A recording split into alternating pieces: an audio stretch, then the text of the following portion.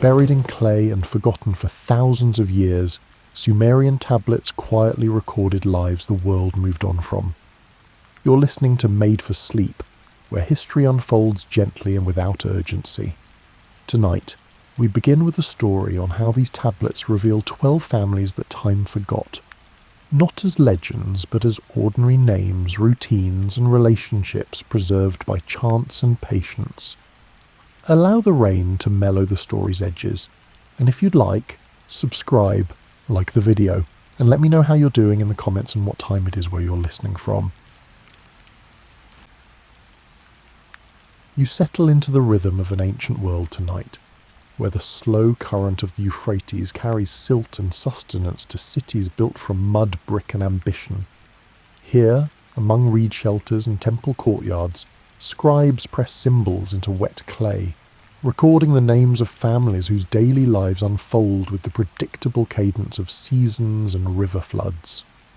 You wake in a city that has stood for generations, built along the banks where water meets cultivated earth. The sun rises over Ur, or perhaps Uruk, or Lagash, each settlement following similar patterns of life shaped by the rivers that define this land between the Tigris and Euphrates. Your house, like most others, is made from bricks of mud and straw, dried under a sun that beats down with reassuring consistency. The morning begins with familiar sounds. Somewhere nearby, a neighbour opens wooden shutters. Footsteps move across packed earth floors. The city wakes slowly without urgency, following routines established long before you were born and likely to continue long after. You step outside into streets that curve between houses, following paths worn smooth by countless feet. The air already carries warmth, though the day's full heat has not yet arrived. Other people emerge from their homes, moving toward the work that defines their place in this community. Some head toward fields beyond the city walls. Others open workshops or prepare market stalls. Movement flows like water finding familiar channels. The family you belong to has worked the same trade for 3 generations. Your grandfather's name appears on tablets stored in the temple archive, listing his contributions of barley and his obligations fulfilled. Your father's name follows in similar records. Now yours appears as well, marked in wedge-shaped symbols that identify you by name, by father's name, by occupation, and by the district where your household stands. Fields stretch beyond the city in orderly plots, divided and subdivided according to measurements recorded on clay. Each family knows which land they work, which irrigation channels they maintain, and when their turn comes to draw water from the main canal. Disputes are rare because everything has been written down, verified, and stored where officials can consult the records when needed. You watch workers move through barley fields, checking growth, pulling occasional weeds, and making sure nothing blocks the careful flow of water through smaller ditches that branch from larger ones.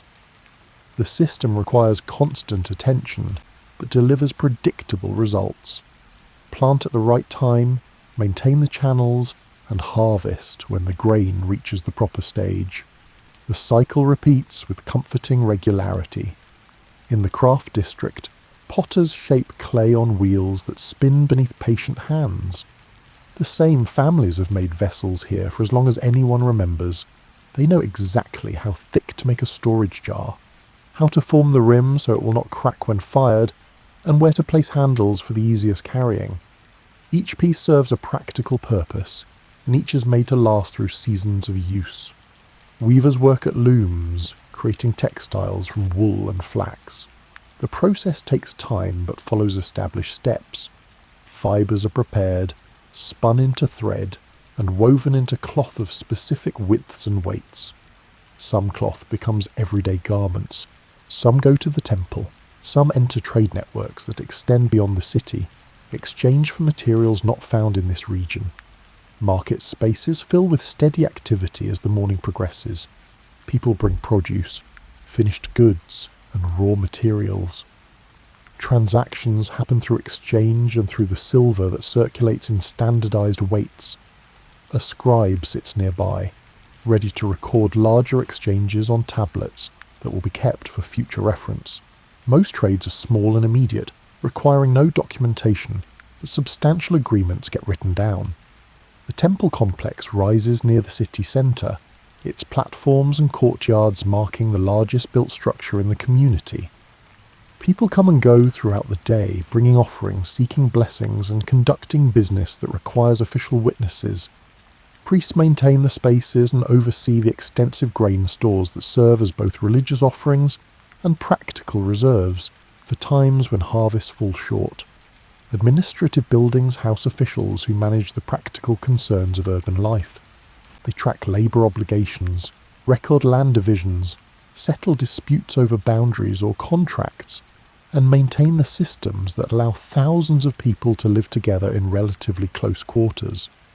The work is steady rather than exciting, involving careful notation and patient review of existing records. You complete your morning tasks, moving through routines so familiar they require little conscious thought. Your hands know the work. Your body understands the rhythm. Time passes marked by the sun's position, and the gradual completion of necessary duties rather than by any dramatic events. By midday, heat settles over the city like a heavy blanket. Work slows. People retreat to shaded spaces, conserving energy during hours when exertion becomes uncomfortable. This pause is expected, built into the structure of every day. You rest inside where walls stay cooler, drinking water drawn from the well this morning, and eating bread and dates saved from earlier meals. The afternoon brings a second period of activity, though less intense than morning work. People complete tasks that could not wait, make necessary preparations for tomorrow, or handle business that requires attention before evening arrives. The pace remains measured.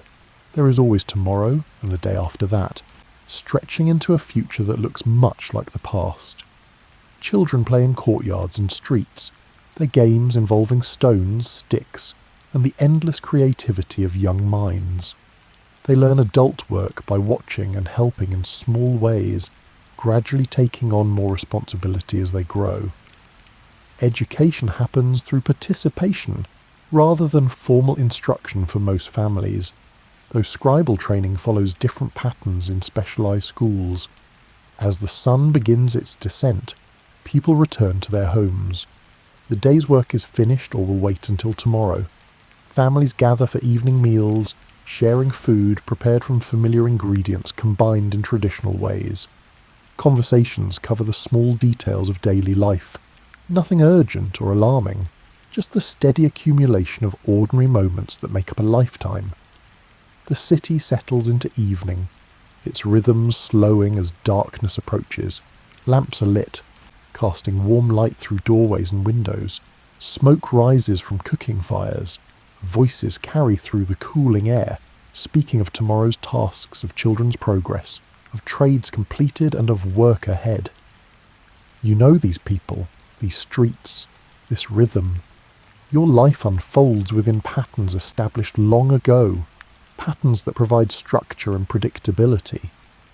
The tablets kept in the temple archive record your family's presence across generations, linking past to present in an unbroken chain of names and occupations and fulfilled obligations. The production of written records begins with earth and water, the most basic materials transformed through human patience into vessels for information.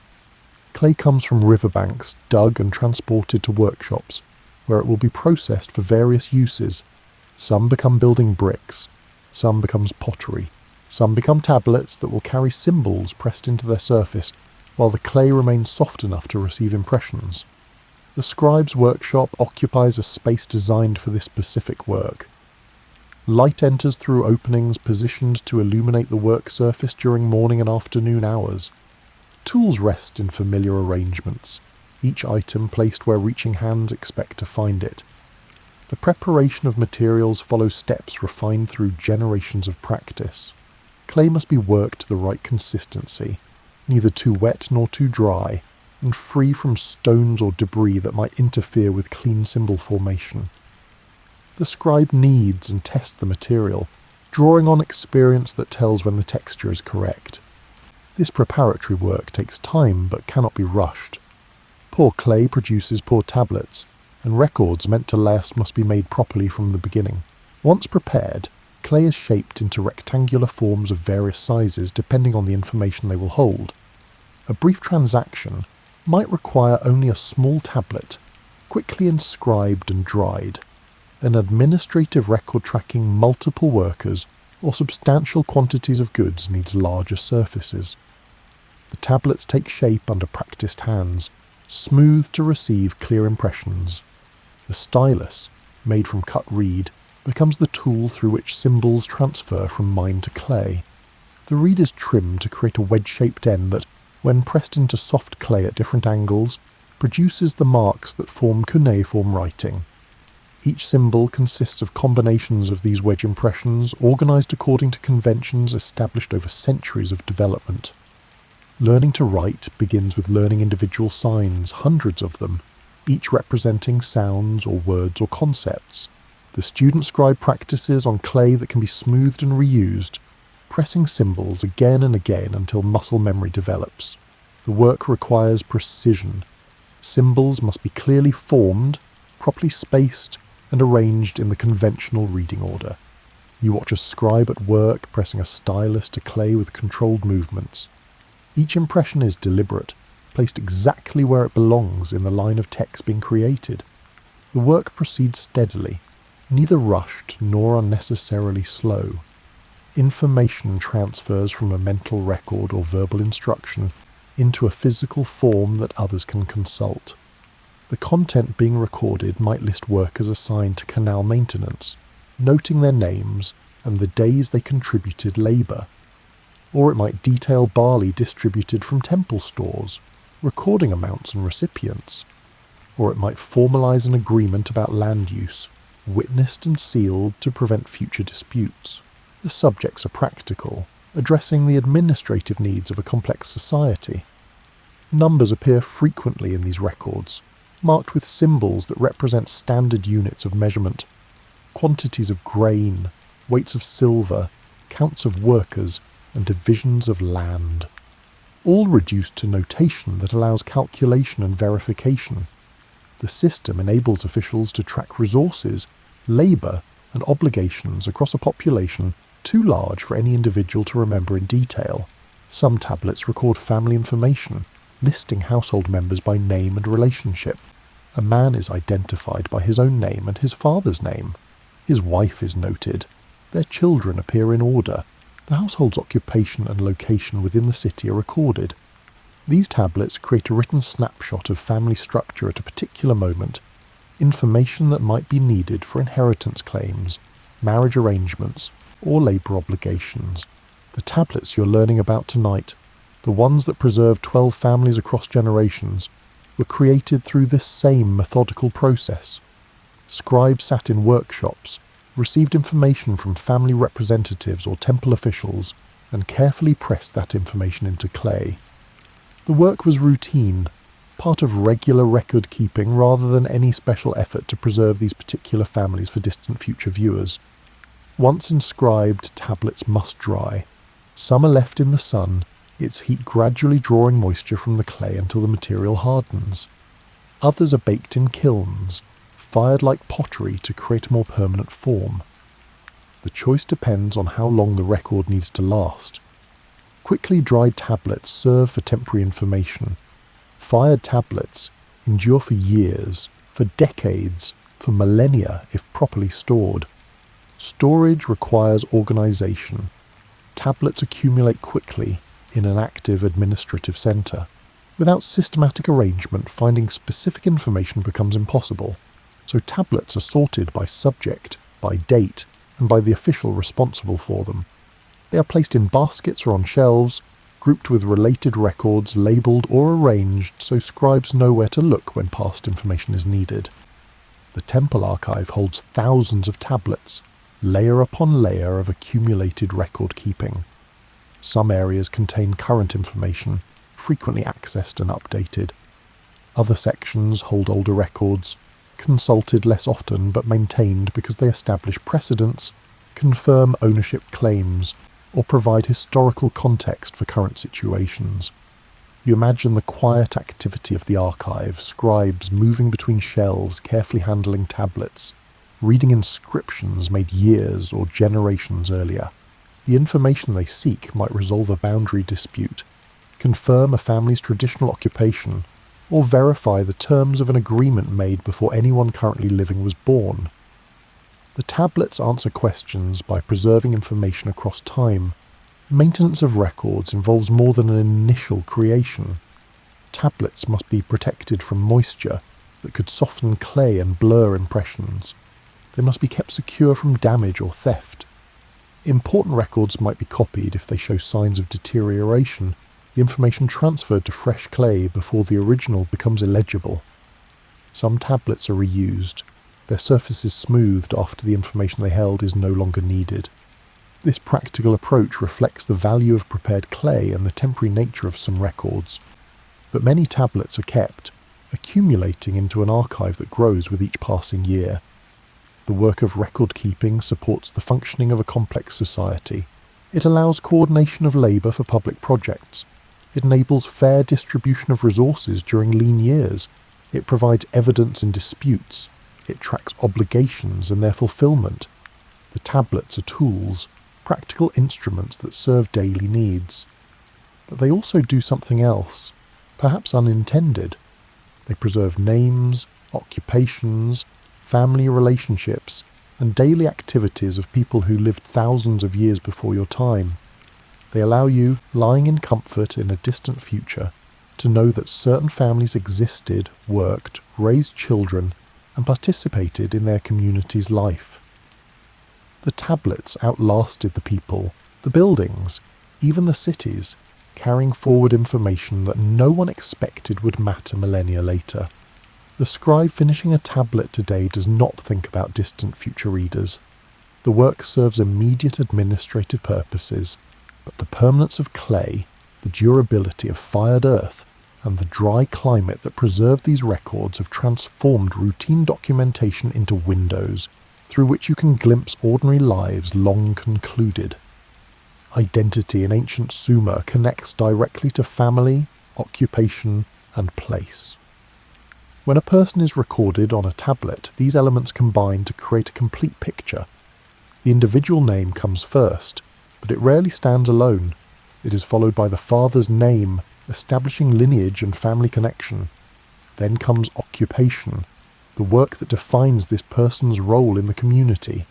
Finally, location, the district, the street, the position within the social structure.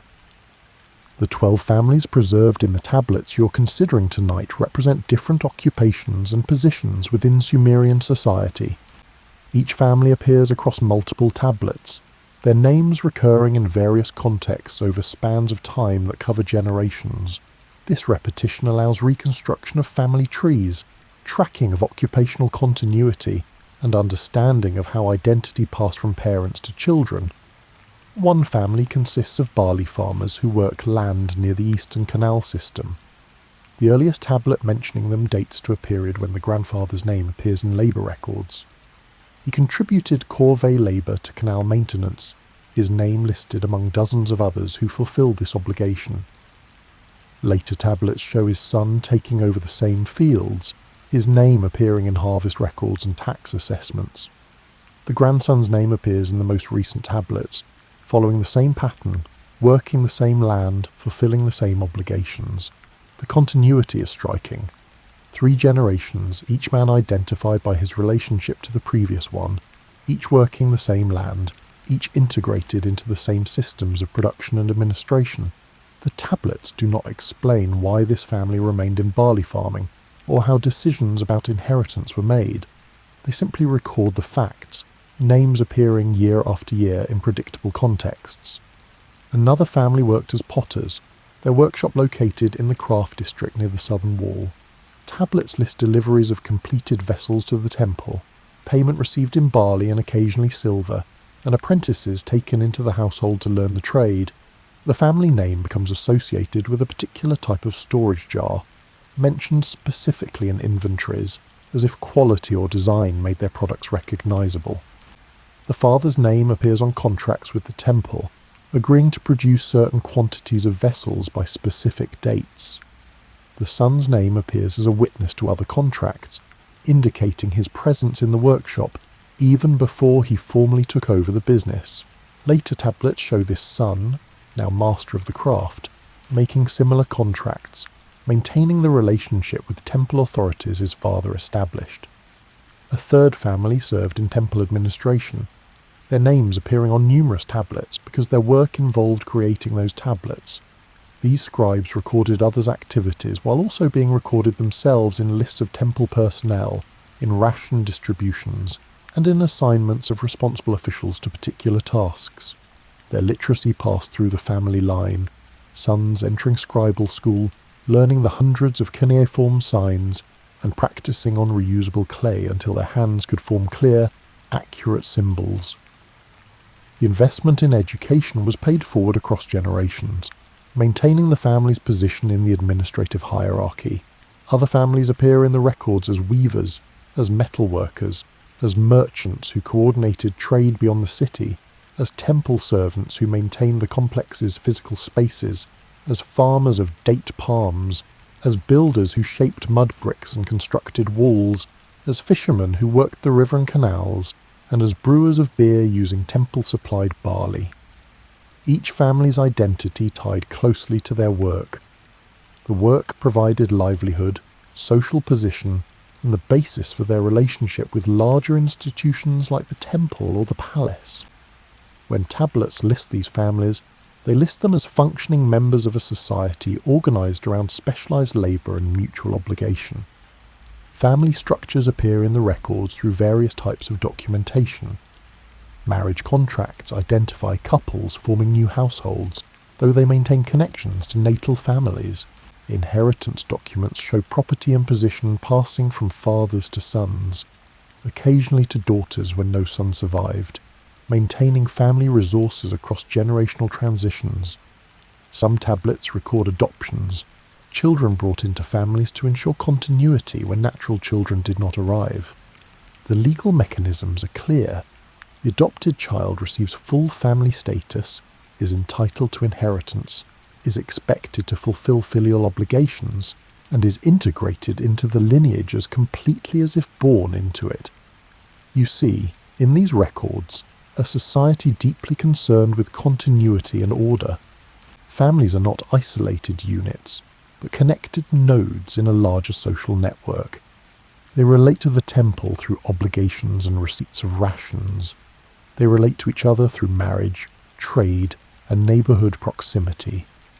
They relate to the state through taxes, labour service, and participation in public works. The tablets preserve enough detail to reconstruct not just family trees, but family lives. You can trace a Potter family across 3 generations, seeing their workshop expand, their contracts grow more substantial, and apprentices joining the household. You can follow a farming family through a sequence of normal harvests, 1 year of flood damage noted in reduced tax assessment, recovery in subsequent years. Personal names carry meaning, often invoking deities or expressing hopes and values. A son named in honour of a particular god signals his family's devotion. A name meaning abundance or strength reflects parental aspirations. These names, pressed into clay by scribal hands, are the closest you come to hearing how these people addressed each other, how they were called in streets and courtyards.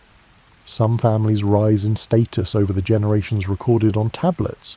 A family begins as ordinary farmers but appears later in administrative roles, their literacy suggesting education investment, their new positions providing different forms of compensation. The tablets record this shift matter-of-factly, noting the change without explaining the circumstances that enabled it. Other families maintain steady positions across all recorded generations, neither rising nor falling, fulfilling the same roles their ancestors filled. This stability is neither failure nor success, but simply the normal pattern for most families most of the time.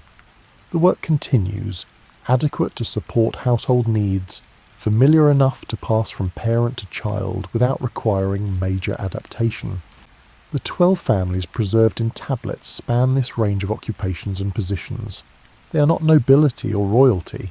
They are not slaves or prisoners. They occupy the middle ranges of Sumerian society, working at specialised crafts, farming assigned lands and administering routine affairs. They are, in other words, typical of the population that made cities function. Their preservation is accidental in the sense that no one chose these 12 families for special commemoration. They appear in archives because they engaged in activities that required documentation. Their tablets survived because storage conditions prevented deterioration, and because archaeological discovery brought them back to light. Yet this accidental preservation creates a kind of immortality. These families, living ordinary lives, fulfilling daily obligations, raising children, and passing on occupations, exist in your awareness tonight because scribes pressed their names into clay. The tablets outlasted everything else, carrying forward the simple fact that these people lived, worked, belonged to families and participated in the life of their community. The pattern of work and rest in ancient Sumer follows natural cycles shaped by sunlight, heat, and the physical demands of different occupations. Rest is not separate from work but integrated into it, occurring in predictable intervals that allow bodies to recover and tasks to continue without exhaustion. Morning begins when light permits visibility for detailed work. Farmers walk to fields in the cool air before full sun arrives. Craft workers open their workshops, arranging materials while the temperature remains comfortable. Market activity starts early, sellers establishing their places, buyers arriving to select the best of what is offered. The first pause comes mid-morning. People break from initial exertion to drink water, eat small amounts of bread or dates, check progress and adjust plans for the remainder of the day. This pause is brief, just enough to reset before continuing. As the sun reaches its height, heat becomes the dominant condition. The air shimmers over packed earth. Walls radiate stored warmth. Even shade provides only partial relief. This is when the long midday rest occurs, a practical response to conditions that make sustained physical effort unpleasant and potentially dangerous. You imagine retreating indoors during these hours, finding the coolest space in your home, perhaps a lower room or a courtyard corner that stays shaded. The thick mud brick walls help, their mass absorbing heat slowly and releasing it gradually, creating interior spaces that remain cooler than the air outside. People rest during these hours in various ways. Some sleep, taking advantage of the quiet and the relief from morning labour. Others remain awake but inactive, sitting in dim interiors, talking quietly with household members, and working on small tasks that do not require significant movement or effort. This midday pause is universal across occupations. Fields empty of workers, workshops close, market stalls stand unattended. The city enters a period of reduced activity that lasts through the hottest hours, a communal rest that no one questions because everyone understands the necessity. The pause ends gradually as the sun begins its descent and air temperature moderates. People emerge from rest, resuming work with renewed energy. The afternoon period is typically shorter than morning work, focused on completing necessary tasks before evening arrives. Weekly cycles also create rest patterns, though these vary by occupation and the demands of particular seasons. Some work follows lunar cycles, activities organised around phases of the moon that structure the calendar. Certain days are marked as less suitable for starting new projects or conducting important business, creating natural breaks in the rhythm of continuous labour. Religious observances provide another form of rest, days or portions of days devoted to temple attendance, festivals or rituals that remove people from ordinary work.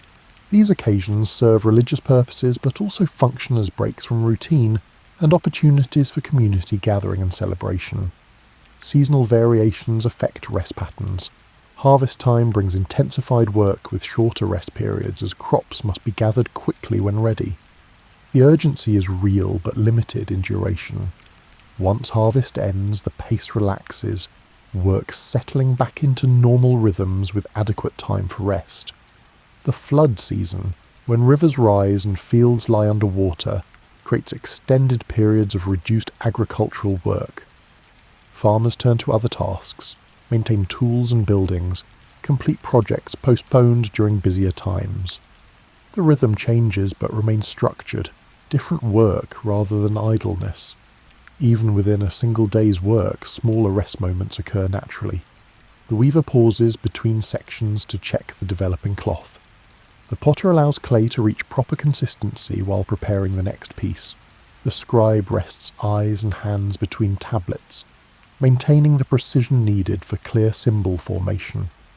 These micro-rests happen without formal structure, guided by the body's signals and the craftsperson's understanding of sustainable pacing. Experience teaches how long one can maintain focus, how frequently hands need to pause, and when standing and moving prevents stiffness from settled positions. Children rest differently, their energy arriving in bursts followed by sudden exhaustion. They play intensely, then collapse in sleep regardless of the time or place, their small bodies demanding recovery after exertion.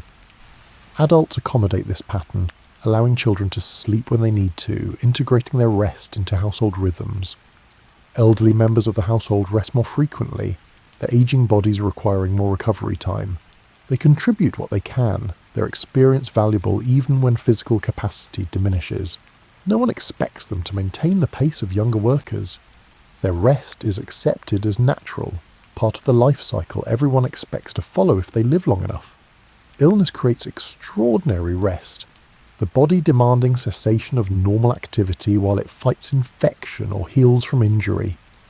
Sick individuals rest in their homes, tended by family members, fed simple foods, given time to recover. The tablets occasionally note absences from work due to illness, matter-of-fact references to the reality that bodies sometimes fail temporarily. Rest also has social dimensions. Evening gatherings after the day's work allow rest through conversation and shared presence rather than sleep. People sit together, the day's tasks behind them, talking through events and plans while their bodies relax from exertion. Some forms of rest involve stillness and silence. After particularly tiring days, households might settle into quiet, people resting alone with their thoughts, the relief of inactivity sufficient without need for interaction. Other times, rest includes gentle activity, slow walks through cooling streets, tending small gardens, and working at tasks so familiar they require little mental effort. The tablets do not record rest directly. They note work performed, obligations fulfilled, and transactions completed.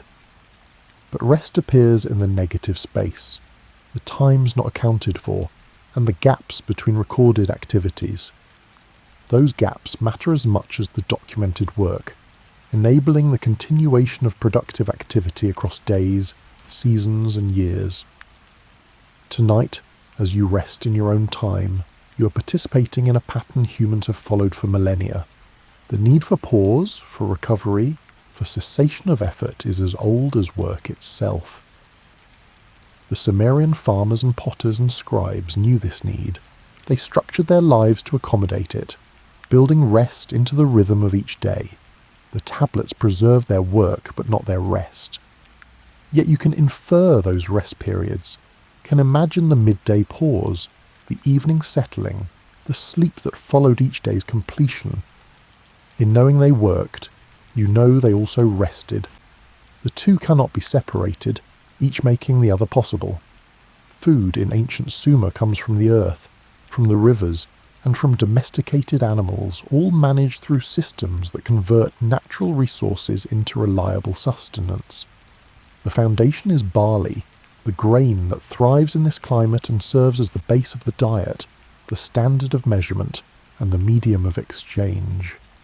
Fields of barley stretch beyond city walls, divided into plots assigned to families or worked collectively for temple and palace stores. The grain grows in predictable cycles if water reaches it in proper amounts, and if the salt content in the soil stays within tolerable limits. Both conditions require human intervention, canal maintenance, drainage management, and careful attention to agricultural practices passed down through generations. Planting happens after the autumn floods recede, when soil moisture is high and temperatures begin to cool. Farmers scatter seed across prepared fields, then use simple ploughs to cover the grain with earth. The work is steady, covering large areas day after day until all assigned land has been planted. Winter brings the growing season, with barley sprouting and developing, while farmers monitor growth and protect against birds and other pests. Irrigation channels carry water as needed, supplementing rainfall that varies from year to year. The amount of water, its timing, and its quality all influence the final harvest. Spring arrives with the harvest. Workers move through fields cutting stalks, bundling them for transport, and carrying the grain to threshing floors where it is separated from stalks and chaff. The work is labour-intensive and time-sensitive, requiring cooperation among many workers to bring in the crop before weather or pests damage the grain. Threshing involves spreading cut barley on prepared surfaces and having animals walk over it, their hooves breaking apart the grain from the rest of the plant. The resulting mixture is winnowed, tossed into the air so wind carries away lighter chaff while heavier grain falls back to the threshing floor. What remains is cleaned, sorted and stored. Storage happens in large clay vessels, in bins made from brick, and in designated temple granaries that hold massive quantities. The grain must stay dry to prevent spoilage. Mice and insects threaten stored supplies, requiring vigilance and protective measures. Successful storage can preserve grain for years, creating reserves that buffer against poor harvests. Distribution of barley follows several paths. Temple workers receive regular rations, standardized amounts based on family size and position within the temple hierarchy. The tablets record these distributions, listing names and quantities, creating accountability and ensuring fairness in allocation. Similar systems operate for palace workers and others employed in public labour. Farmers work in assigned land, keep a portion of their harvest for household use, and deliver the remainder to the temple or palace as fulfilment of obligations. The division is specified in advance, recorded on tablets, and understood by all parties. Disputes are uncommon because the terms are documented and witnessed. Barley becomes bread through a process of grinding, mixing and baking. Grinding stones reduce the grain to flour, work typically done by hand in each household, the repetitive motion producing the fine powder needed for baking. Water and sometimes other ingredients are mixed with flour to form dough, which is shaped and baked in clay ovens. Bread appears in multiple forms, from simple flatbreads to more complex preparations. Some bread is eaten fresh, some is dried for longer storage. The bread provides sustenance, its consumption marking meals throughout the day. Even the simplest bread supplies energy for work, making barley's transformation into bread one of the most important processes in Sumerian life. Beer represents another transformation of barley, this one involving fermentation. Specialized workers brew beer in significant quantities, the process requiring knowledge of ingredients, timing, and proper conditions. The resulting beverage provides nutrition and pleasure, consumed by all levels of society. Workers receive beer as part of their rations. Temples maintain large-scale brewing operations. The tablets record beer distribution alongside barley distribution, the two major staples of the diet. Quantities are noted, recipients identified, and the information preserved as part of routine administrative record-keeping. Beyond barley, the diet includes dates from cultivated palm groves. Date palms grow well in this environment, providing sweet fruit that can be eaten fresh, dried for storage, or processed into other products. The harvest happens in late summer, workers climbing palms to cut down fruit clusters. Date cultivation requires patience, as palms take years to reach productive maturity, but once established they produce for decades. Vegetables grow in small plots, with onions, garlic and legumes adding variety to the grain-heavy diet. These crops require less land than barley, but more intensive care, regular watering, weeding and protection from pests. Most families maintain small gardens for household vegetables, supplementing rations or market purchases with home production. Animals provide meat, dairy products, and labour. Sheep and goats graze on land not suitable for crops, converting vegetation humans cannot eat into milk, wool, and eventually meat. Herders manage these animals, moving them to fresh grazing, protecting them from predators, marking ownership, and maintaining the size of flocks through careful breeding. Pigs appear in some households, scavenging waste and converting it into protein.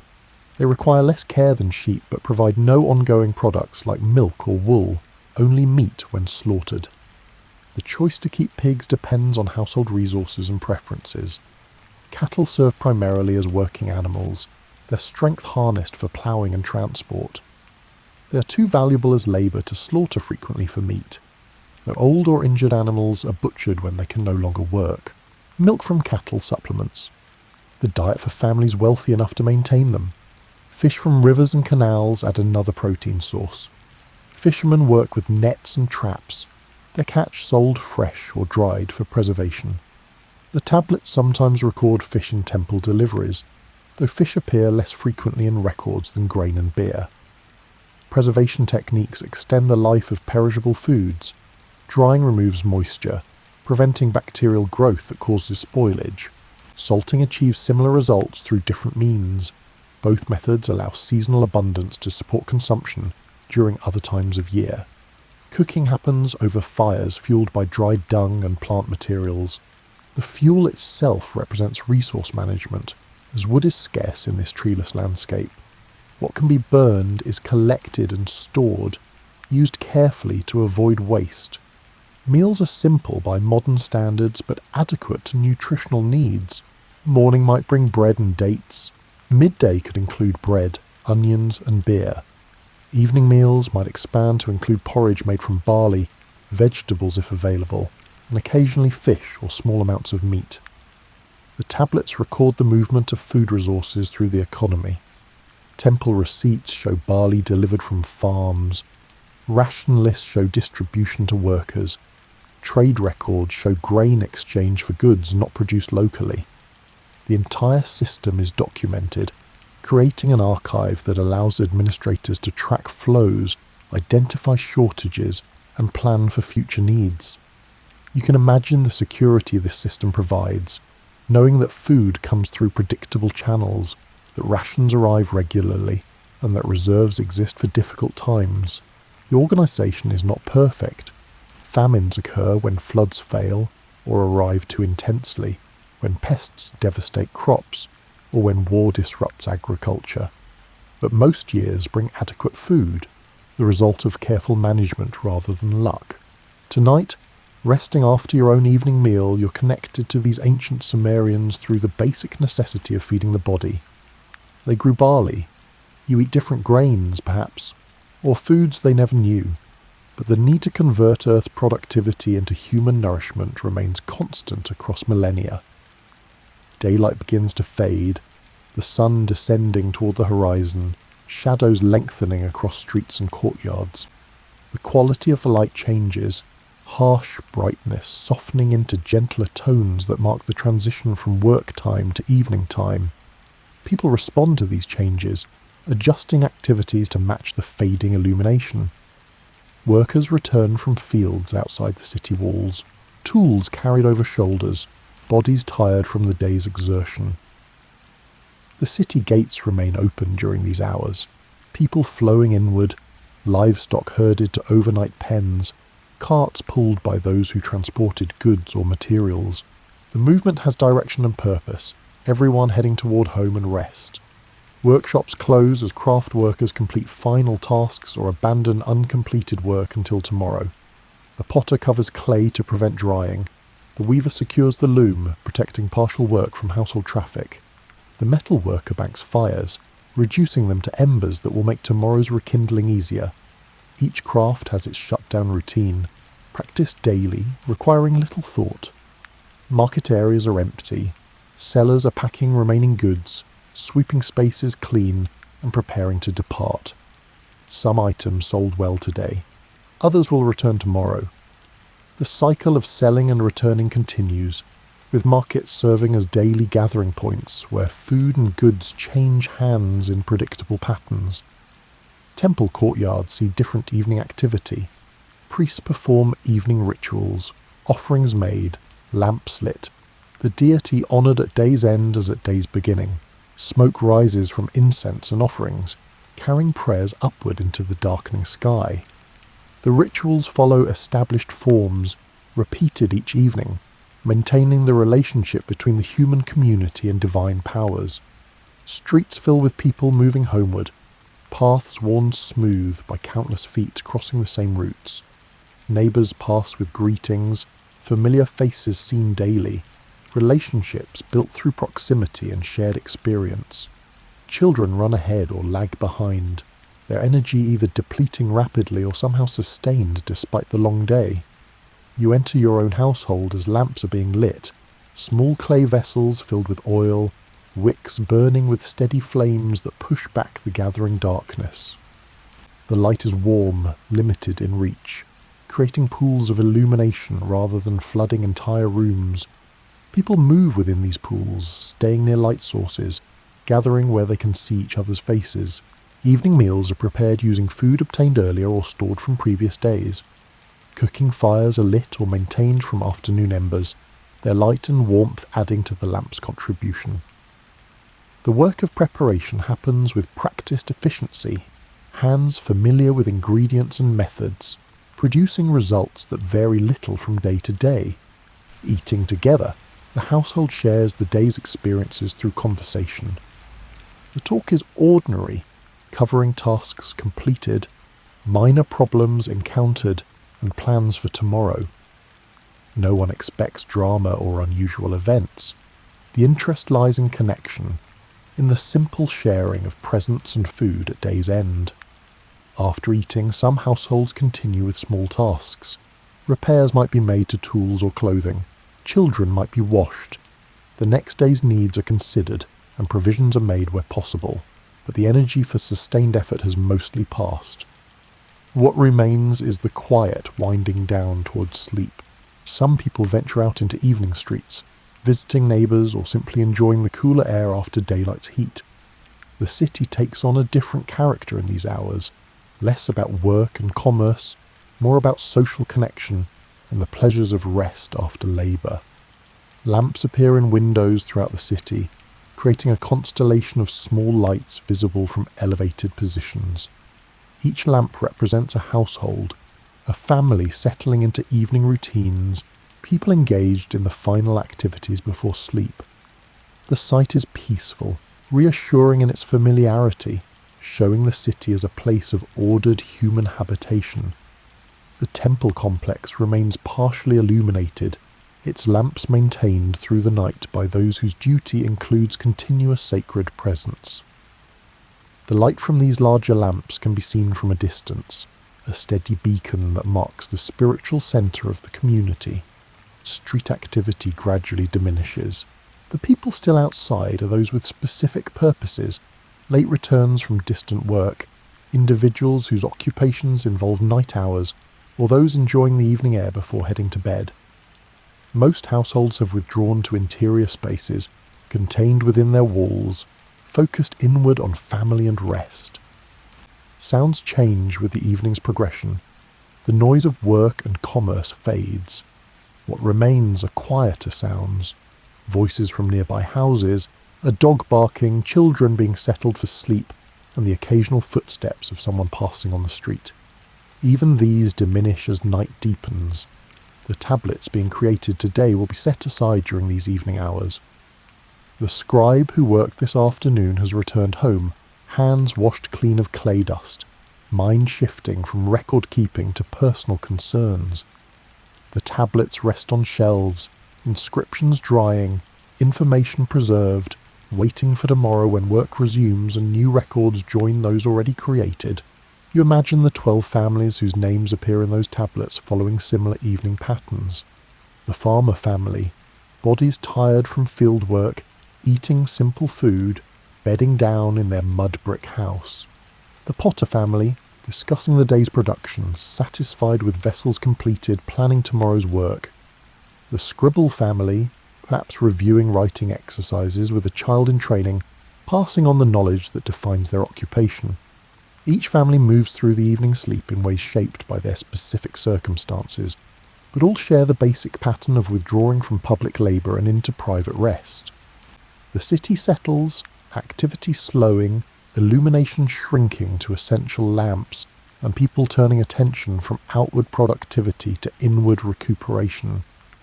The sky above darkens, stars emerging in the clear air. The Sumerians tracked these stars, noting their positions, using their movements to mark seasons and time. But evening is not primarily for observation. It is for completion, for the closing of the day's chapter, and for the transition to night and sleep. Fires burn lower. Lamps are extinguished one by one as households prepare for sleep. The city's light footprint shrinks, darkness reclaiming spaces as people withdraw from them. Only essential lights remain, the temple lamps, perhaps a few households where specific needs keep people wakeful. The evening has done its work, providing transition time between labour and sleep, allowing the day to end gradually rather than abruptly. People move toward rest naturally, following internal rhythms and external darkness, preparing for the renewal that sleep brings. Night settles completely over the city, darkness broken only by scattered lamps that mark essential locations or households not yet sleeping. The temperature drops, the air releasing the day's accumulated heat, creating comfortable conditions for rest. Most people have withdrawn to sleeping spaces, arranged in households according to custom and practical need. Sleeping arrangements vary by family size and resources. Some households have designated rooms for sleep. Others use the same spaces for multiple purposes, areas that serve for daytime activities becoming nighttime sleeping quarters. Bedding consists of mats woven from reeds or made from cloth, placed on floors or on low platforms raised slightly above ground level. Family members arrange themselves for sleep with familiar organisation. Adults and young children might sleep in the same area, proximity allowing parents to respond to nighttime needs. Older children might have separate sleeping space within the household. Extended family members, if present, occupy their own areas while remaining within the household's walls. The sleeping positions and groupings have been established over time, refined through countless nights until everyone knows their place. The arrangements balance privacy with the reality of limited space, creating enough separation for comfort while maintaining the togetherness that characterises family life.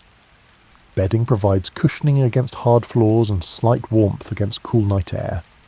In summer, the warmth is unwanted, and people sleep with minimal covering, perhaps a light cloth. Winter nights bring actual cold, requiring more substantial blankets or sleeping garments that preserve body heat. The transition into sleep happens naturally for most, with bodies tired from the day's work and minds ready to release conscious thought. Some people fall asleep quickly, their rest deep and undisturbed. Others take longer, lying quietly in darkness, thoughts gradually settling, awareness fading into unconsciousness. Children often sleep most soundly, their small bodies completely exhausted by the day's activity. They curl into comfortable positions and disappear into sleep, remaining still through most of the night. Their breathing becomes the quiet rhythm that parents recognize, the sound of healthy rest that requires no intervention. Adults sleep with varying degrees of soundness. Some rest deeply, unmoving until morning light. Others shift positions through the night. Bodies seeking comfort, minds occasionally surfacing toward wakefulness before sinking back into sleep. The quality of sleep varies from person to person and night to night, influenced by physical condition, concerns, and the day's exertions. Elderly household members might sleep least soundly, their rest interrupted by bodily discomfort or the need to urinate. They wake, move carefully through dark spaces, attend to needs, return to bedding, and hope to fall back asleep.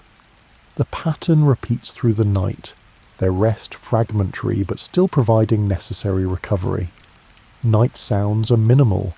Inside houses, breathing creates subtle rhythms. Occasional movements rustle bedding. Outside, the city is largely silent. Dogs might bark at perceived threats. A restless animal shifts in its pen, but these sounds are isolated, brief, and surrounded by vast stillness. Security of the household during night relies on closed doors and sometimes on walls and gates that separate courtyards from streets. The physical barriers are simple but effective, creating protected spaces where families sleep without concern about intrusion. Crime exists but is not rampant. Social mechanisms and fear of punishment maintaining general order. Some people have responsibilities that extend into the night. Temple priests maintain sacred fires and lamps. Guards watch important locations.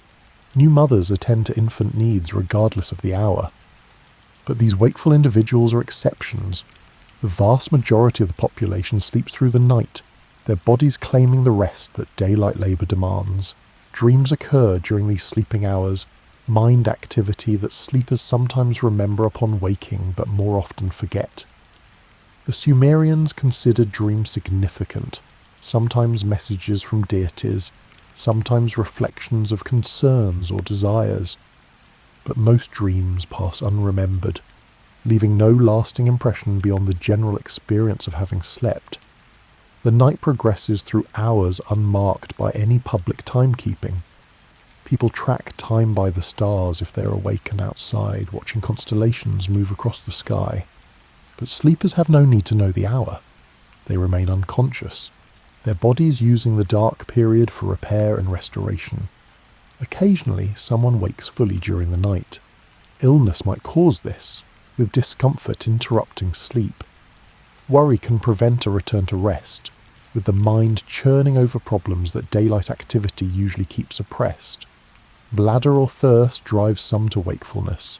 For whatever reason, they find themselves conscious in the deep night, surrounded by sleeping household members, the city silent beyond their walls. These wakeful periods usually pass.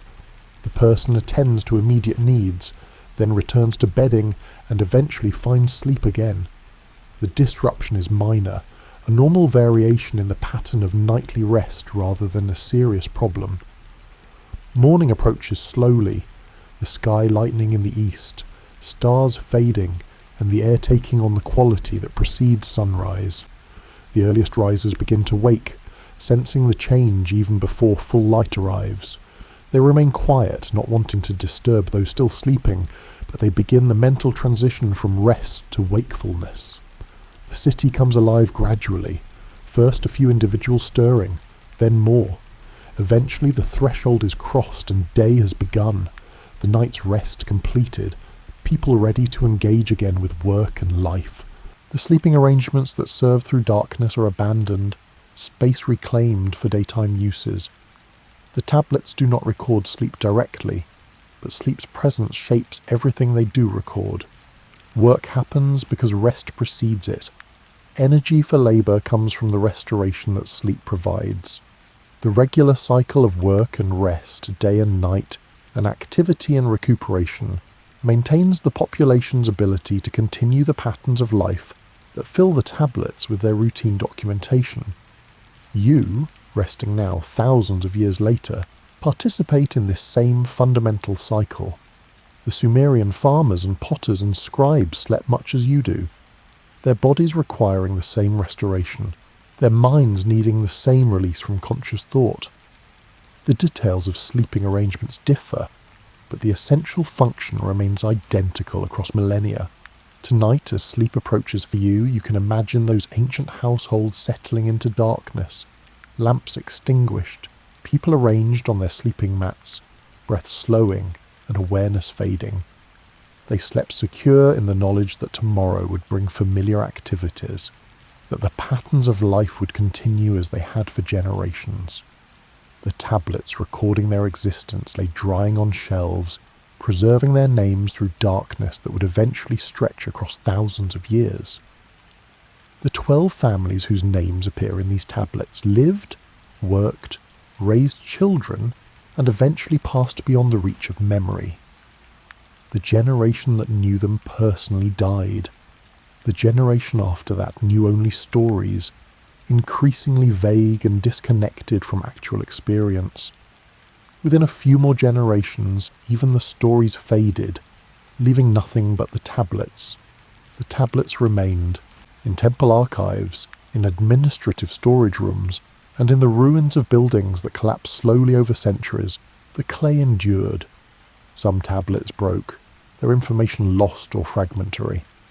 Others survived intact, protected by burial in dry earth, by the durability of fired clay, or by sheer accident of preservation. You encounter these families now through archaeological recovery and scholarly interpretation. The tablets were excavated, cleaned, photographed and translated. The cuneiform symbols were deciphered, their meanings extracted through painstaking comparison and linguistic analysis. What had been unreadable clay became information again, names and numbers and relationships restored to comprehension. The first family, the barley farmers near the Eastern Canal, appears in 17 tablets spanning approximately 60 years. The documents show land assignments, harvest deliveries, tax assessments, and labour contributions. 3 generations are clearly identifiable, their names following the pattern of father and son sharing linguistic elements while maintaining individual identity. Their land produced varying amounts across the years, recorded sometimes generous harvests, sometimes reduced yields, but the family persisted, fulfilling obligations and maintaining their position. No tablet records their end. The archaeological record simply stops including their names, suggesting they either moved, died without heirs, or continued beyond the period covered by recovered tablets. The Potter family appears in 23 tablets, their workshop production documented through contracts, delivery receipts, and payment records. The quality of their work is noted in inventories, particular vessel types associated with their name. A son's apprenticeship appears in 1 tablet, his status changing from student to recognised craftsman in later documents. Their economic position seems stable, neither wealthy nor struggling, occupying the reliable middle ground of competent artisans meeting consistent demand. The tablets show business relationships maintained over decades, trust established through fulfilled agreements, and reputation built through steady production. The Scribal family naturally appears most frequently in the archive because their work created many of the tablets. 31 documents either name them directly or can be attributed to their hand based on scribal style. Their training and employment by the temple provided economic security and social status that elevated them above many other families. 1 document records a father teaching his son the scribal curriculum, the standard sequence of signs and practice texts that all scribes learned. Another shows the son years later supervising his own students. The transmission of literacy and professional knowledge across generations made this family's continuity particularly robust. Other families appear with varying frequency. The Weaver family shows up in 14 tablets, the metalworkers in 9. A merchant family appears in 19 documents tracking their trade activities. Each family's presence in the archive reflects the extent to which their activities required written documentation and the accident of which tablets survived. Some patterns emerge from examining these families collectively. Most maintained their occupations across generations, sons following fathers into the same work. This continuity reflected both practical training within the household and the economic advantage of established relationships and reputations. Marriage connections sometimes appear, one family's daughter joining another family through documented unions. These connections wove social networks that extended beyond individual households, creating bonds of mutual interest and support. Property inheritance is visible in several tablets, with land or workshops passing from father to son with witnessed verification and official notation. The concern with documentation suggests the importance of clear ownership and the potential for disputes if claims were not properly established. The families engaged with larger institutions, particularly the temple. They delivered taxes and received rations, They provided labour and participated in festivals. They existed within a structure that organised individual lives into collective patterns, coordinating private interests with public needs. Yet they remain individuals, or at least individual families. Each name represents someone who walked Sumerian streets, who knew heat and cold, who ate and slept and worked. They had personalities, preferences, fears, and hopes that the tablets did not record. The documentation captures only the aspects of life that required written verification. You imagine them in their completeness, extrapolating from the bare facts into fuller pictures. The farmer walking to his fields, checking barley growth, calculating when harvest should begin. The potter is shaping clay with skilled hands, knowing exactly how thin to make the vessel wall. The scribe carefully pressing symbols into wet clay, maintaining the standards of clarity and accuracy that defined professional competence. These imaginings go beyond what tablets can verify, but they rest on the foundation the tablets provide. The families existed. They performed the work recorded. They participated in the documented transactions. Everything else builds from that verified core, a reasonable inference from known patterns of human life.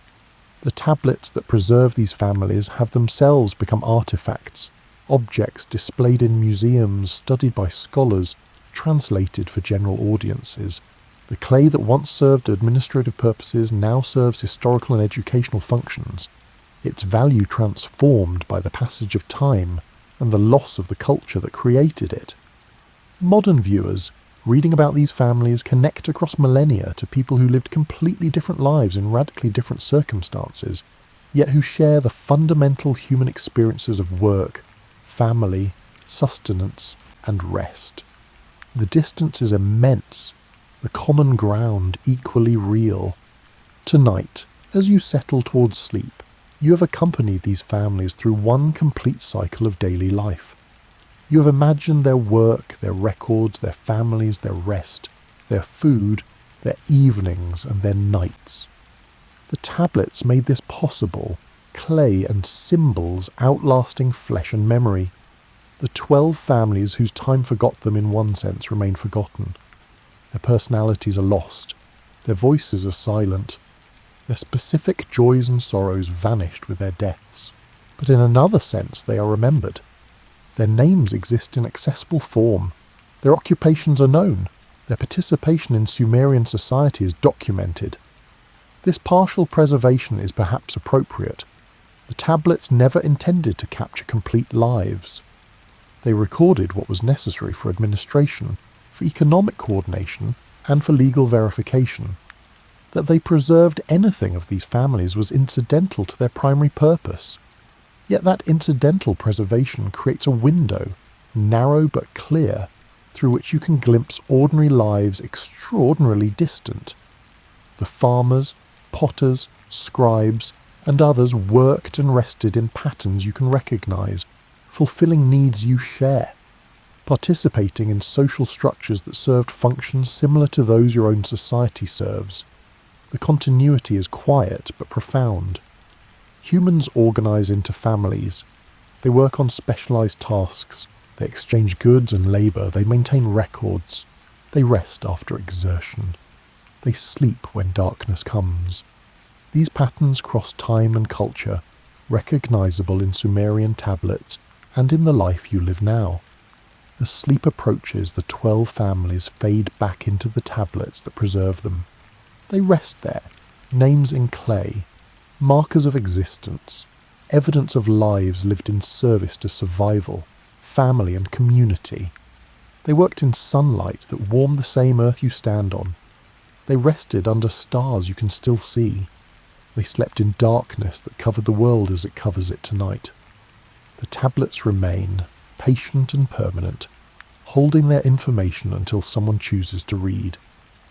The families wait in those tablets, neither alive nor entirely gone, preserved in the quiet continuity of baked clay and wedge-shaped symbols. Their time forgot them, but time also keeps them, an accidental immortality born from administrative necessity, and archaeological fortune. You rest now, connected to their rest across thousands of years, both of you participating in the necessary rhythm of activity and recuperation that defines human existence. The tablets document their work. Your rest honours their rest. The continuity holds quiet and unbroken from their nights to yours. Sleep well, knowing that ordinary lives, faithfully lived and routinely documented, persist beyond their own time in unexpected ways. The 12 families slept in Sumer. You sleep now. The patterns continue, the quiet rhythms of human life flowing forward through time, leaving traces in clay and memory, and the simple fact of shared existence.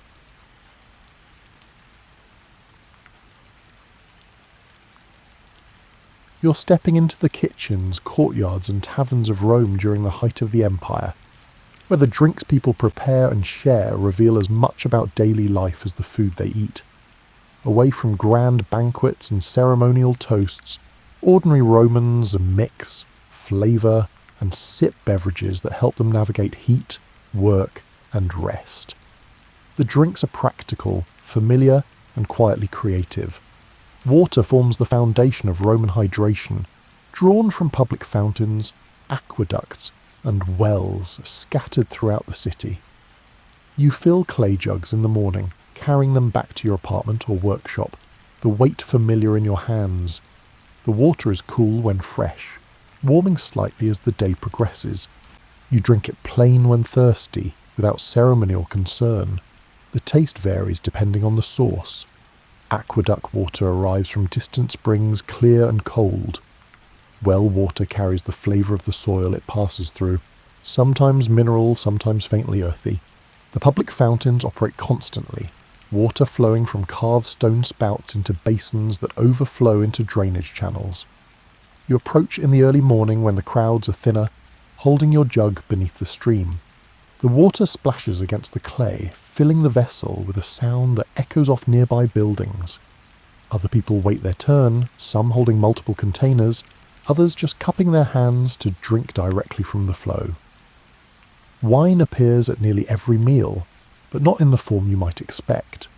Pure wine is considered too strong, almost barbaric, so you dilute it with water before drinking. The ratio varies by preference and occasion. Some mix 1 part wine to 3 parts water. Others prefer equal measures. The diluted mixture is lighter, easier to drink throughout the day, and less likely to cloud your judgment during work hours. You adjust the proportions based on the wine's strength and your own tolerance. The wine itself ranges in quality. Cheaper varieties are rough and acidic and benefit significantly from dilution. Better wines have smoother flavour profiles, though you still mix them with water out of custom.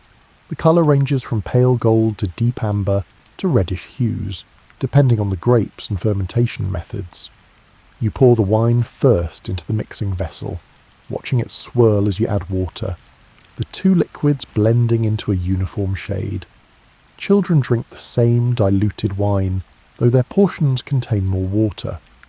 The practice isn't about intoxication, but about making water more palatable and slightly safer. Wine's acidity helps mask flavours that might indicate spoilage. Parents prepare these drinks without much thought, the same way they prepare bread or porridge. A child's cup might contain 1 part wine to 5 or even 10 parts water, barely tinted with colour, enough to provide flavour without noticeable effects. Posca is another common drink, especially among soldiers, labourers and those working outdoors. You make it by mixing water with acetum, a sour wine or vinegar. The result is sharp, refreshing, and surprisingly thirst-quenching under the Mediterranean sun. You add a pinch of herbs sometimes, or a touch of honey if you can afford it. The drink is cheap, practical, and widely available. Legionaries carry it in leather flasks during long marches. Construction workers pause to sip it between hauling stones. The taste is tart, almost bracing, but you grow accustomed to it. Posca wakes you up without weighing you down. It doesn't spoil quickly in heat. You can prepare a large batch in the morning and drink it throughout the day without worry. The simplicity appeals to people who need function over flavour. The sharpness cuts through dust and grit in your mouth after hours of physical labour. providing a clean sensation that plain water doesn't quite achieve. Different workers develop their own posca preferences. Some like it very sour, barely sweetened. Others add enough honey to balance the acidity into something almost pleasant. You might include crushed coriander seeds for an aromatic quality, or mint leaves for cooling freshness. The variations are personal, developed through trial and adjustment over months or years of daily preparation. Milk appears less frequently than you might expect. Romans drink it fresh when available, usually goat or sheep milk rather than cow. The taste is richer and slightly gamey compared to modern equivalents. You consume it soon after milking because it spoils rapidly in warm weather. Some people enjoy it, particularly in rural areas where livestock are nearby. Others find it too heavy for regular consumption. The texture is thicker than water, coating your mouth and throat, filling your stomach more substantially than other drinks. Milk sometimes appears mixed with wine or used in medicinal preparations. Physicians recommend it for certain ailments, claiming it soothes inflammation or helps rebuild strength after illness. Mothers give it to young children for growth and vitality. But as a daily beverage for adults, it remains uncommon. Cheese and other preserved dairy products are more practical for a society without refrigeration. The transformation of milk into lasting forms makes more sense than drinking something that will sour within hours. Fruit juices show up occasionally, pressed from grapes, pomegranates, or citrus when in season. You drink them fresh or mix them with water to stretch the supply. The juices are sweet, pulpy, and valued as treats rather than staples. Wealthier households serve them more regularly. Common families save them for festivals or special occasions. The pressing process requires effort and equipment, making the juice more precious than the whole fruit, which can at least be eaten without special preparation. Pomegranate juice is particularly valued for its deep red colour and complex sweet tart flavour. You cut the fruit open, separate the seeds, and press them to extract the liquid. The juice stains your hands and any cloth.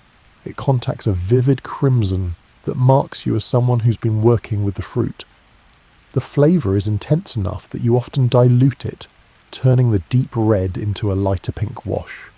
The rhythm of drinking follows the day's natural divisions. You start with water or diluted wine at breakfast, sipping while you eat bread and cheese.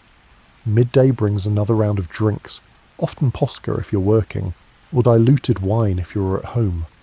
Evening meals include wine again, mixed to taste and shared with family or neighbours. The pattern is so ingrained that you feel the absence of these drinks as much as their presence. Missing your midday posca leaves you feeling slightly off balance, as if the day structure has been disrupted. Taverns serve drinks throughout the day, catering to workers, travellers and locals looking for a break.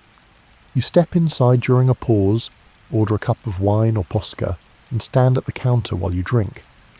The atmosphere is casual and familiar. People come and go, conversation happens but doesn't demand participation. You finish your drink, pay a few coins, and return to your tasks. The tavern keeper knows the regulars by sight, if not by name, pouring their usual drinks without needing to ask. The tavern interior is dim after bright streets, your eyes adjusting to the change in light. The air smells of wine, bodies, and whatever food is being prepared in the back. The floor is packed earth or simple tile, sometimes damp from spilled drinks or cleaning. Amphoras line the walls, each containing different wines or stored posca. The keeper dips a ladle into the appropriate vessel, pouring your portion into a clay cup that's been used by dozens of people before you, and will be used by dozens after.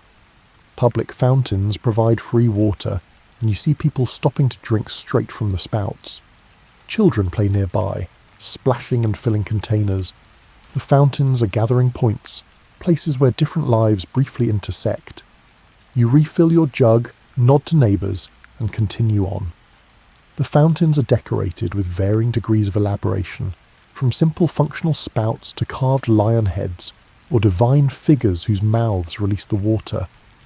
You develop preferences for certain fountains, favouring those closest to your home or work or those whose water tastes cleanest. The drinks you consume are unremarkable in the moment but essential over time. They keep you hydrated, provide mild calories, and mark transitions in your day. You don't think much about them unless they're absent. Then you notice the dryness in your throat, the fatigue that sets in faster without regular sips. The body's need for liquid becomes more apparent in denial than in satisfaction. Street vendors sell drinks in high-traffic areas, calling out to passers-by. You hear them advertising cool wine, fresh Posca, and sweetened water. The vendors maintain small setups, sometimes just a table with a few vessels and cups. You stop, make your purchase, drink quickly and move on. The transaction takes moments. The vendor serves dozens or hundreds of customers each day, each interaction brief and functional. Seasonal variations affect what people drink most often. Summer sees increased consumption of Posca and cooled wine, anything that helps combat heat.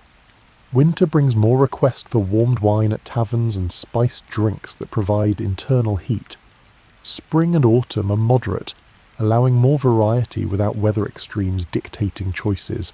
You adjust your drinking patterns with the seasons as naturally as you adjust your clothing, responding to environmental conditions without conscious planning. Different social classes drink the same basic beverages, but in different qualities and contexts.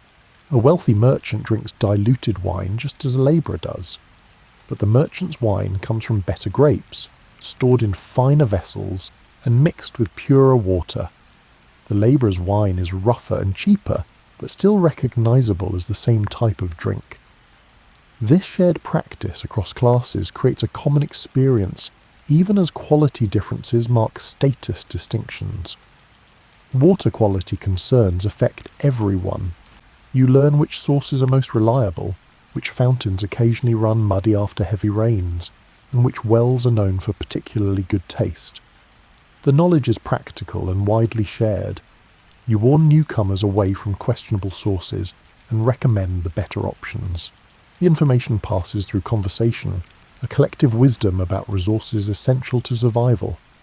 Mixing drinks happens in kitchens, workshops, and tavern storage rooms, spaces where practicality governs every choice.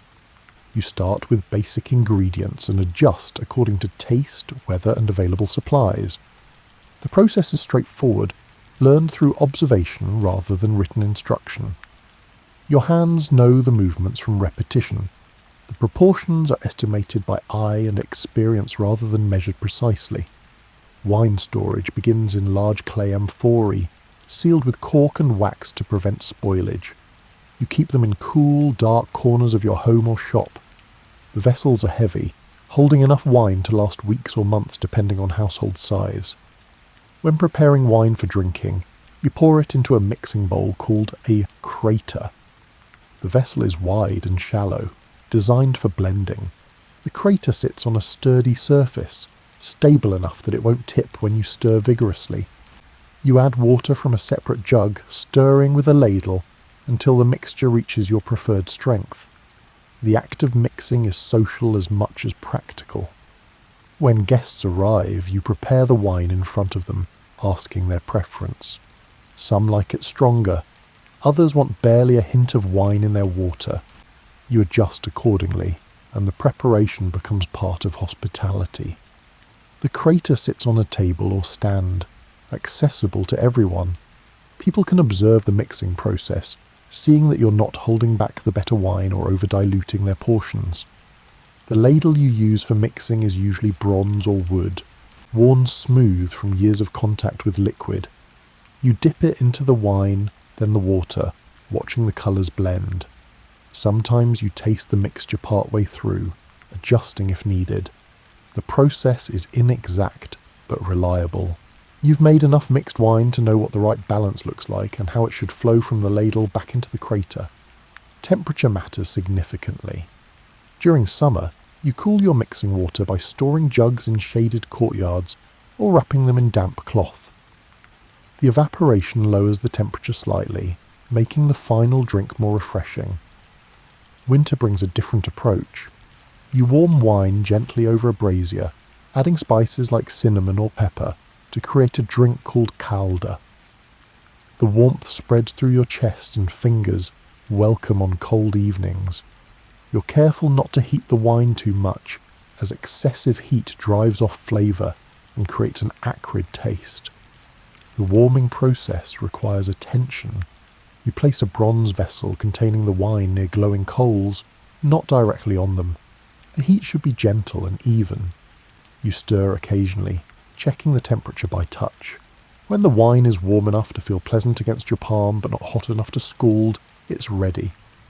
You add your spices while it warms, giving them time to infuse properly. The kitchen fills with the scent of warmed wine and aromatics, a distinctive smell that signals cold weather comfort.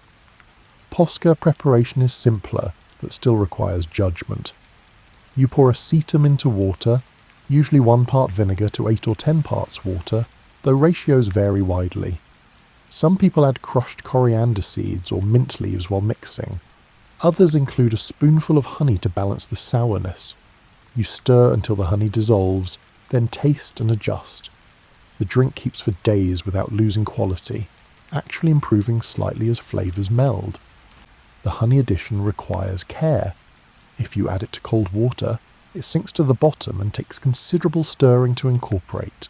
You can speed the process by warming the water slightly first, or by dissolving the honey in a small amount of warm water before adding it to the main batch.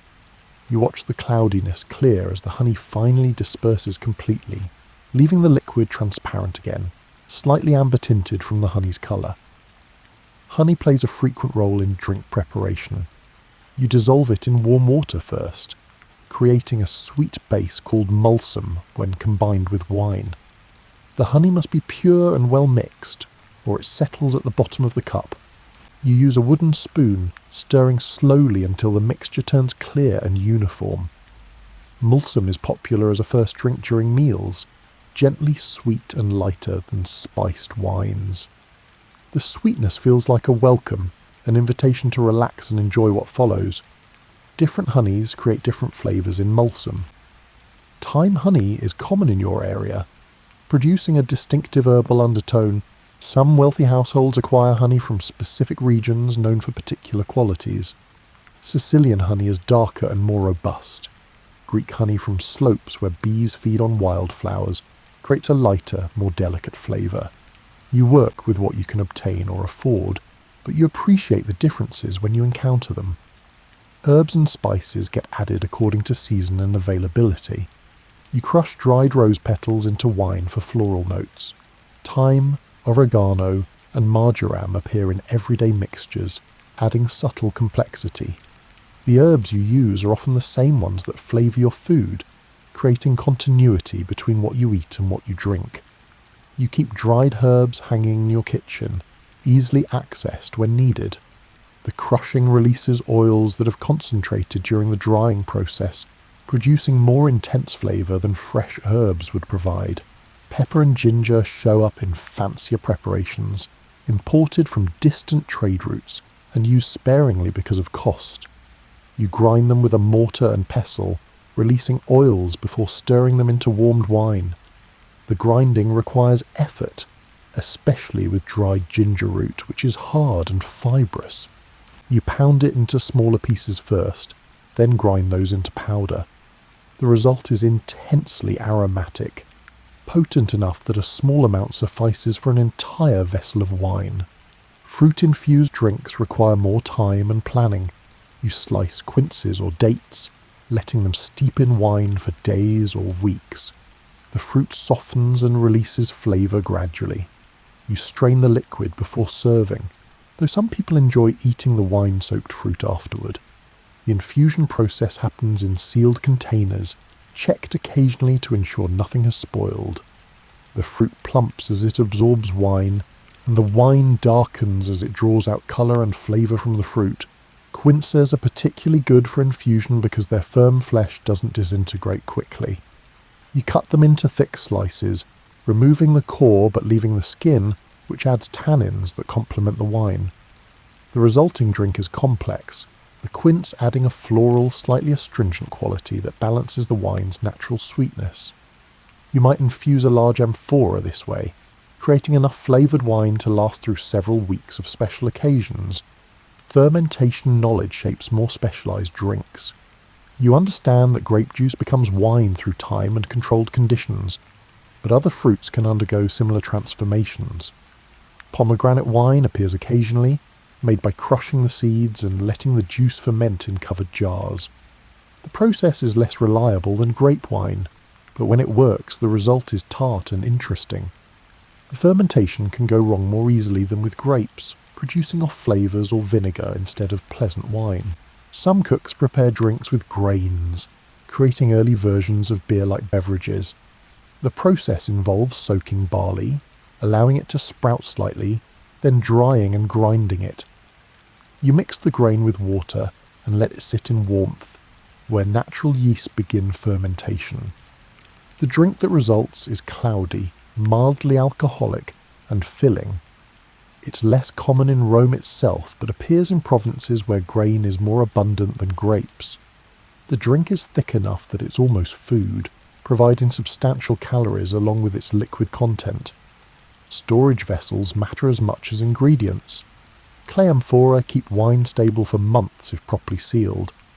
The porous clay allows minimal air exchange, which can actually improve wine over time. Leather flasks are practical for travel but can impart flavour over time, adding slight tannic notes from the leather itself. Glass bottles exist but are expensive and fragile, reserved for valued wines or medicinal preparations. You choose containers based on how long you plan to store a drink and how you'll transport it. Each type of vessel requires different handling. Amphorae are heavy and unwieldy, needing 2 people to move when full. You open them by carefully removing the cork and wax seal, a process that can't be reversed.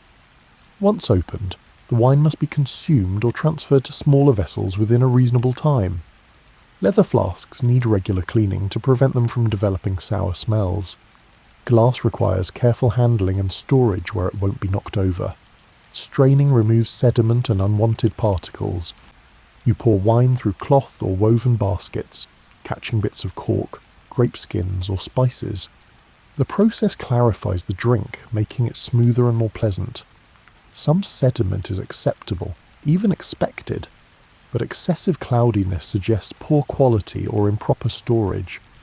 The straining cloth becomes stained over time, taking on wine colours that never fully wash out. You dedicate specific clothes to this purpose, not expecting them to remain presentable for other uses. Cleaning vessels between uses prevents contamination and off flavours.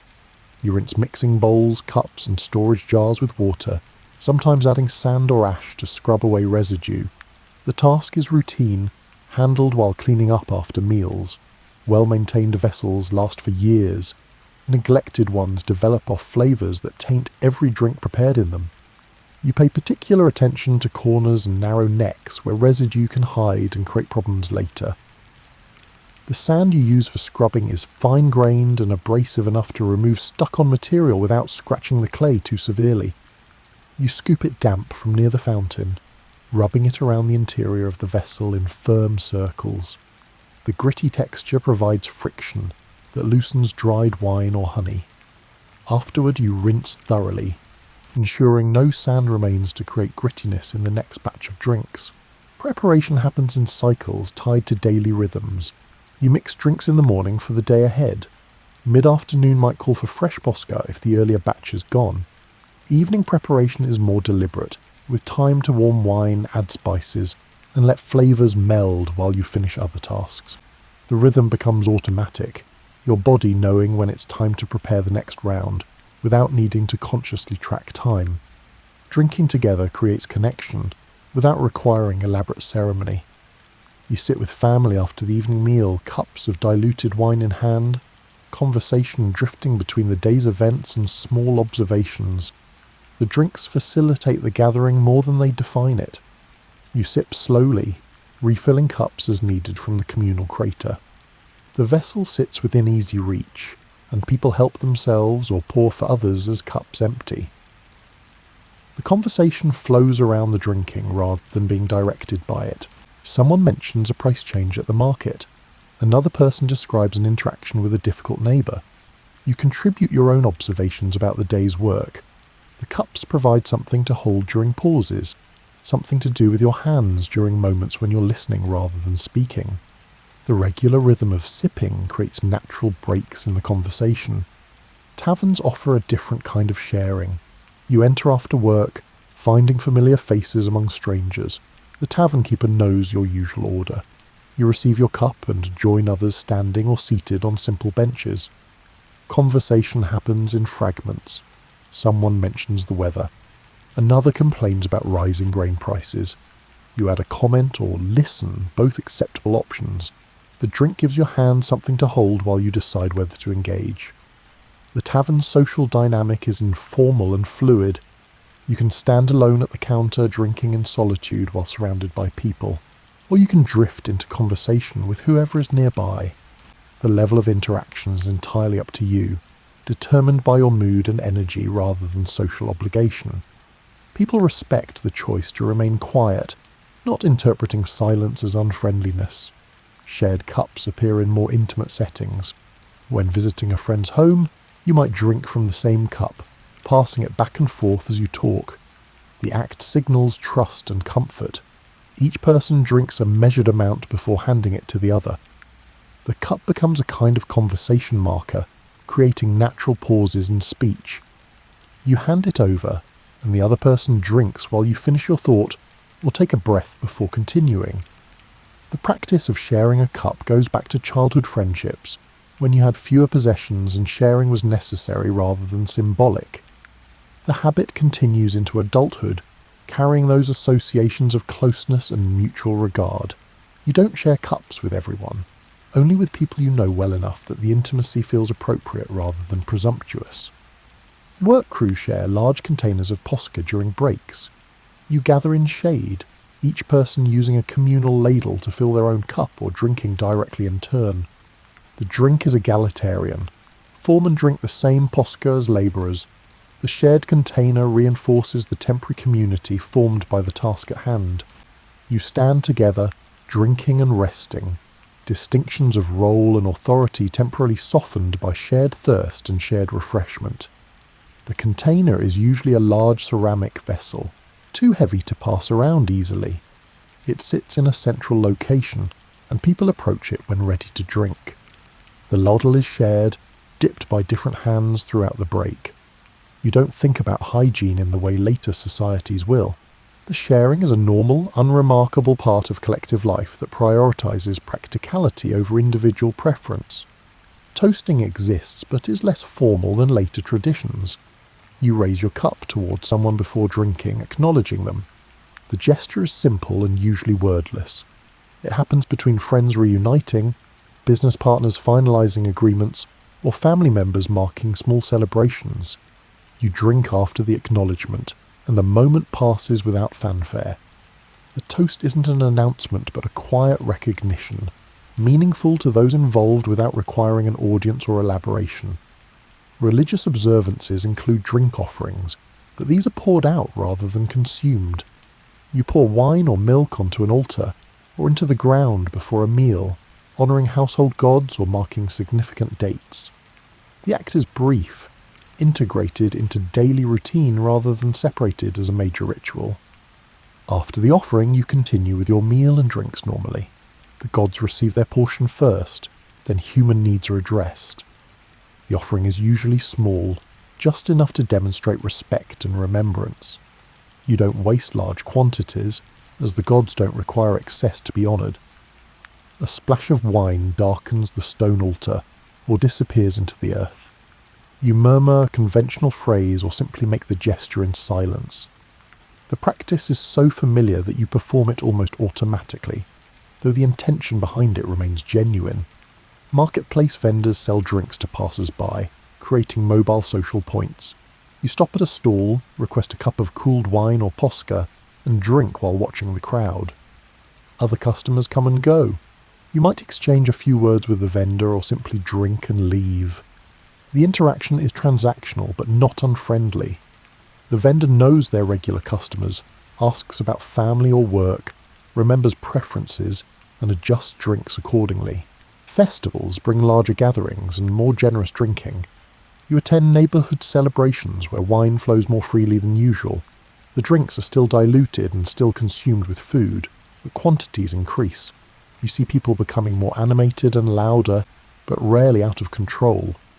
The social pressure to maintain dignity remains even during festivities.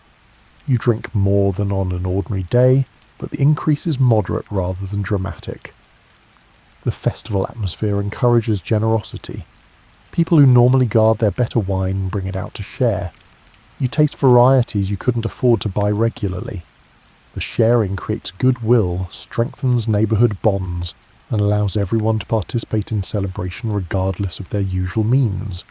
You contribute what you can, whether that's your own wine or help with preparation and cleanup. Sharing drinks across social classes happens more fluidly than you might expect. A wealthy patron might offer wine to clients who visit seeking favours or employment. You accept the drink, understanding it as part of the social exchange. The wine quality might differ from what the patron serves his equals, but the gesture of offering remains meaningful. You drink gratefully, aware that the relationship is unequal, but also that small courtesies maintain the bonds that structure society. Seasonal drinks mark the year's progression and create shared experiences that transcend individual circumstances. During harvest, you drink new wine that's barely fermented, cloudy and sweet. Winter brings spiced, warmed wines. Spring sees fresh herb infusions. Summer demands cooler, lighter drinks.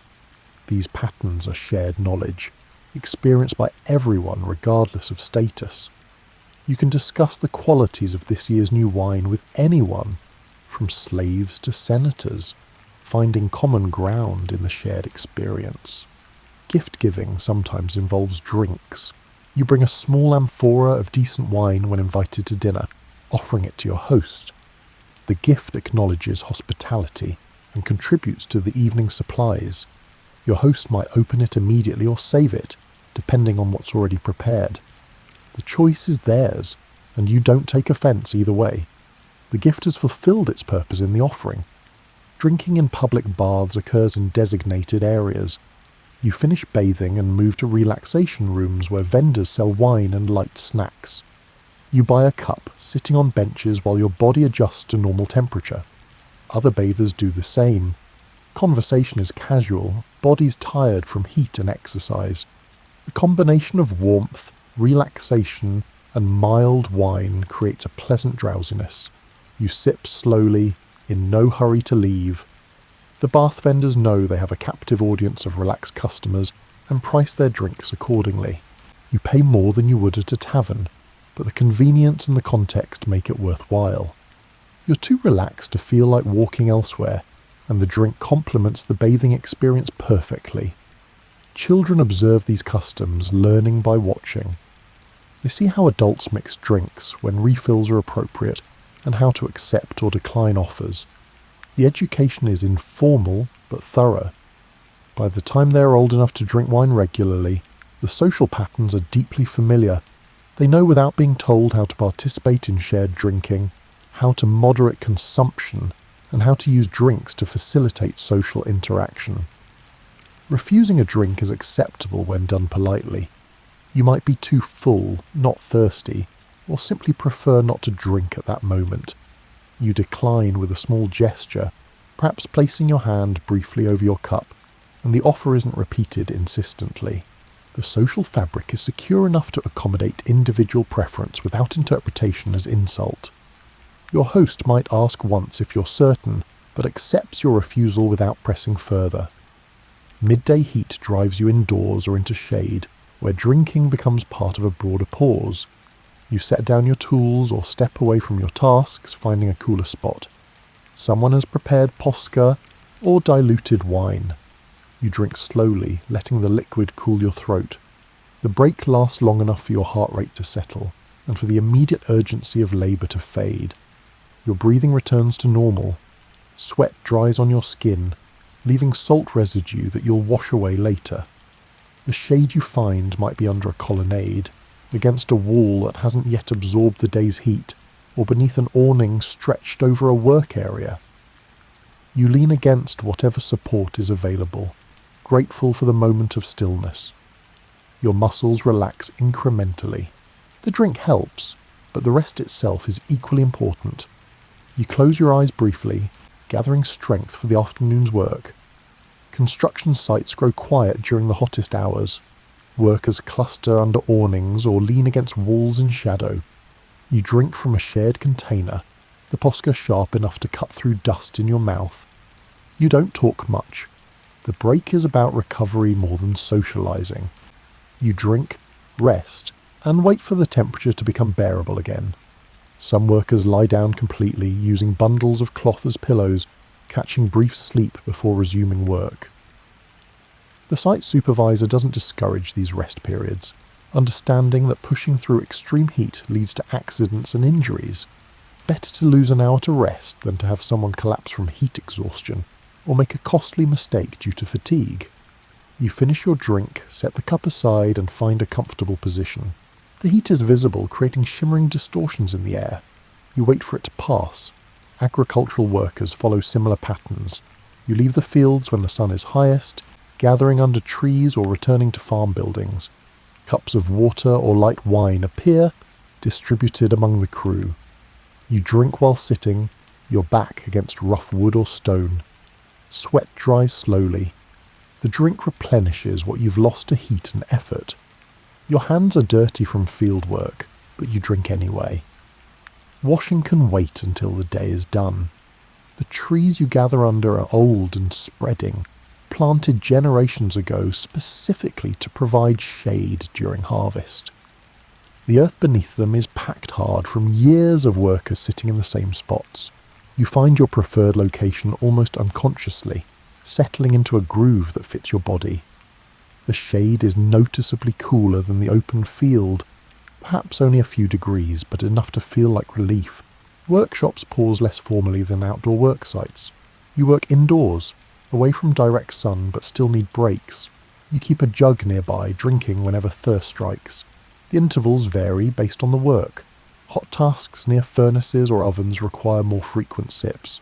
Quieter work like weaving or accounting allows you to drink according to preference rather than necessity. You develop a rhythm, knowing without thinking when it's time for another cup. The workshop air is often thick with heat trapped under the roof, sometimes worse than being outside. But at least you're shielded from direct sun.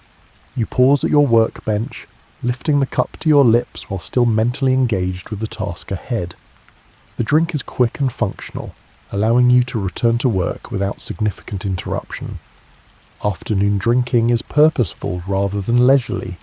You drink to continue functioning, to maintain focus through the remaining hours. The beverages are simple and quick to consume. You don't linger over them. The cup is empty and set aside, and you return to work when ready. The break is measured in minutes rather than longer periods. You take what you need and resume, knowing that proper rest will come in the evening. Markets slow during midday. Vendors retreat into shade behind their stalls. You see them drinking from clay cups, wiping sweat from their faces with cloth. Customers are scarce during this period. The vendors rest, drink, and wait for evening traffic to resume. The rhythm is universal enough that you notice when someone defies it, continuing to work through heat. Such dedication seems either admirable or foolish depending on circumstances. The market stalls themselves offer minimal shade, often just cloth stretched overhead. The vendors sit on stools or directly on the ground, their wares arranged in front of them. They drink slowly, making their supply last until business picks up again. Some vendors use the quiet time to prepare food for themselves, eating and drinking while waiting for customers to return. Household structure rests around meals and drinks. After the midday meal, you drink diluted wine while the household quiets. Children might nap. Adults sit in courtyards, handling small tasks that don't require heavy labour. The drinks make the transition from eating to resting smoother, occupying hands and mouth while energy settles. You feel pleasantly full, slightly drowsy, and content to sit quietly until the day's heat begins to wane. The courtyard might have a small fountain or plants that cool the air slightly. You sit where air movement is best. What little breeze exists finding its way to your location. The drink is cool at first. warming in your hand as you hold it. You sip intermittently, spacing out the consumption to extend the period of rest. Older people drink more frequently in smaller amounts throughout the day. You observe grandparents or aging neighbours sipping constantly, maintaining hydration without overtaxing digestion. They keep cups within reach, filling them as needed. The pattern is practical, adjusted to changing bodies that don't signal thirst as reliably as they once did. They drink preemptively, preventing discomfort rather than responding to it. Their cups are often smaller than those used by younger adults, appropriate for the reduced quantities they consume at once. They might drink a dozen small cups throughout the day, totaling the same amount a younger person would drink in 5 or 6 larger portions. The frequent drinking also gives them regular reasons to move, to stand and walk to the water source, maintaining activity that keeps aging bodies functional. Seasonal variations affect rest rhythms significantly. Summer demands longer, more frequent breaks with cooler drinks. You might stop working 3 or 4 times during the day seeking shade and liquid relief. Winter allows continuous work with warm beverage breaks spaced further apart. You can work for hours without feeling desperate for rest, though you still appreciate the breaks when they come. Spring and fall create moderate patterns, where drinking fits naturally into existing routines without special accommodation. Travel incorporates drinking into its rhythm in predictable ways. You walk for several hours, then pause to rest and drink from your flask. The break serves multiple purposes: hydration, rest for your feet, and a chance to check your route. You drink, stretch, and continue. The pattern repeats throughout the journey. Experienced travellers know where good water sources appear along common routes, planning their stops accordingly. The places where you stop often show signs of countless previous travellers doing the same. Stones arranged for sitting, ground worn smooth from many feet, and sometimes even shade structures built and maintained by no one in particular, but used by everyone. You rest in these spaces gratefully, sharing them briefly with other travellers before each of you continues your separate journeys. Taverns serve people at different points in their rest cycles. Some arrive exhausted, needing a drink before continuing home. Others stop at the beginning of leisure time, using the tavern as a transition space between work and evening. You adapt your drinking pace to your plans. Quick drinks for those continuing onward. Slower consumption for those settling in. The tavern keeper reads these signals, knowing who wants immediate service and who is happy to wait while nursing a single cup. Evening approaches, and the day's heat finally breaks. You drink cooler beverages again, celebrating the temperature shift. The relief is physical and immediate. You feel your body relaxing, tension from heat dissipating. The drink tastes better in this context, more refreshing than it did hours earlier. The same posca or wine that barely satisfied at midday now feels perfectly suited to the moment. Preparation for rest begins with final drinks. You finish diluted wine with your evening meal, the last substantial drinking before sleep. The amount is moderate, enough to complement food without causing discomfort later. You know from experience how much you can drink and still sleep well. The knowledge comes from years of trial and adjustment, learning your own limits and preferences. Grapes grow abundantly in Italian soil, providing the foundation for most drinks. You see vineyards covering hillsides, vines trained on stakes, or vines allowed to climb trees in the traditional manner. Different grape varieties produce different wine characteristics, though most end up mixed with water anyway, which moderates the distinctions. The abundance means wine is accessible to nearly everyone, with quality varying by price rather than availability. The grape harvest is a defining period each autumn. You see whole communities involved in the work, gathering fruit at peak ripeness. The grapes are crushed by foot in large vats, juice flowing through channels into collection vessels. The work is hard but social, accompanied by conversation and occasional songs. Even if you don't work in the vineyards yourself, you're aware of the harvest as it happens, seeing the increased activity and smelling the sweet scent of crushed grapes that fills the air. Different growing regions produce recognisably different wines. Grapes from volcanic soil near Vesuvius have distinctive mineral qualities. Coastal vineyards produce lighter wines with subtle salt notes from sea spray. Mountain grapes create more structured, acidic wines. You develop preferences based on experience, learning which regional styles you enjoy most. Honey arrives from local beekeepers and distant suppliers. Roman honey comes from bees feeding on thyme, rosemary and wildflowers. The flavour varies by region and season. Spring honey tastes lighter and more floral. Late summer honey is darker and more intense. You buy it in clay jars, checking consistency and aroma before purchase. Good honey dissolves smoothly in warm water.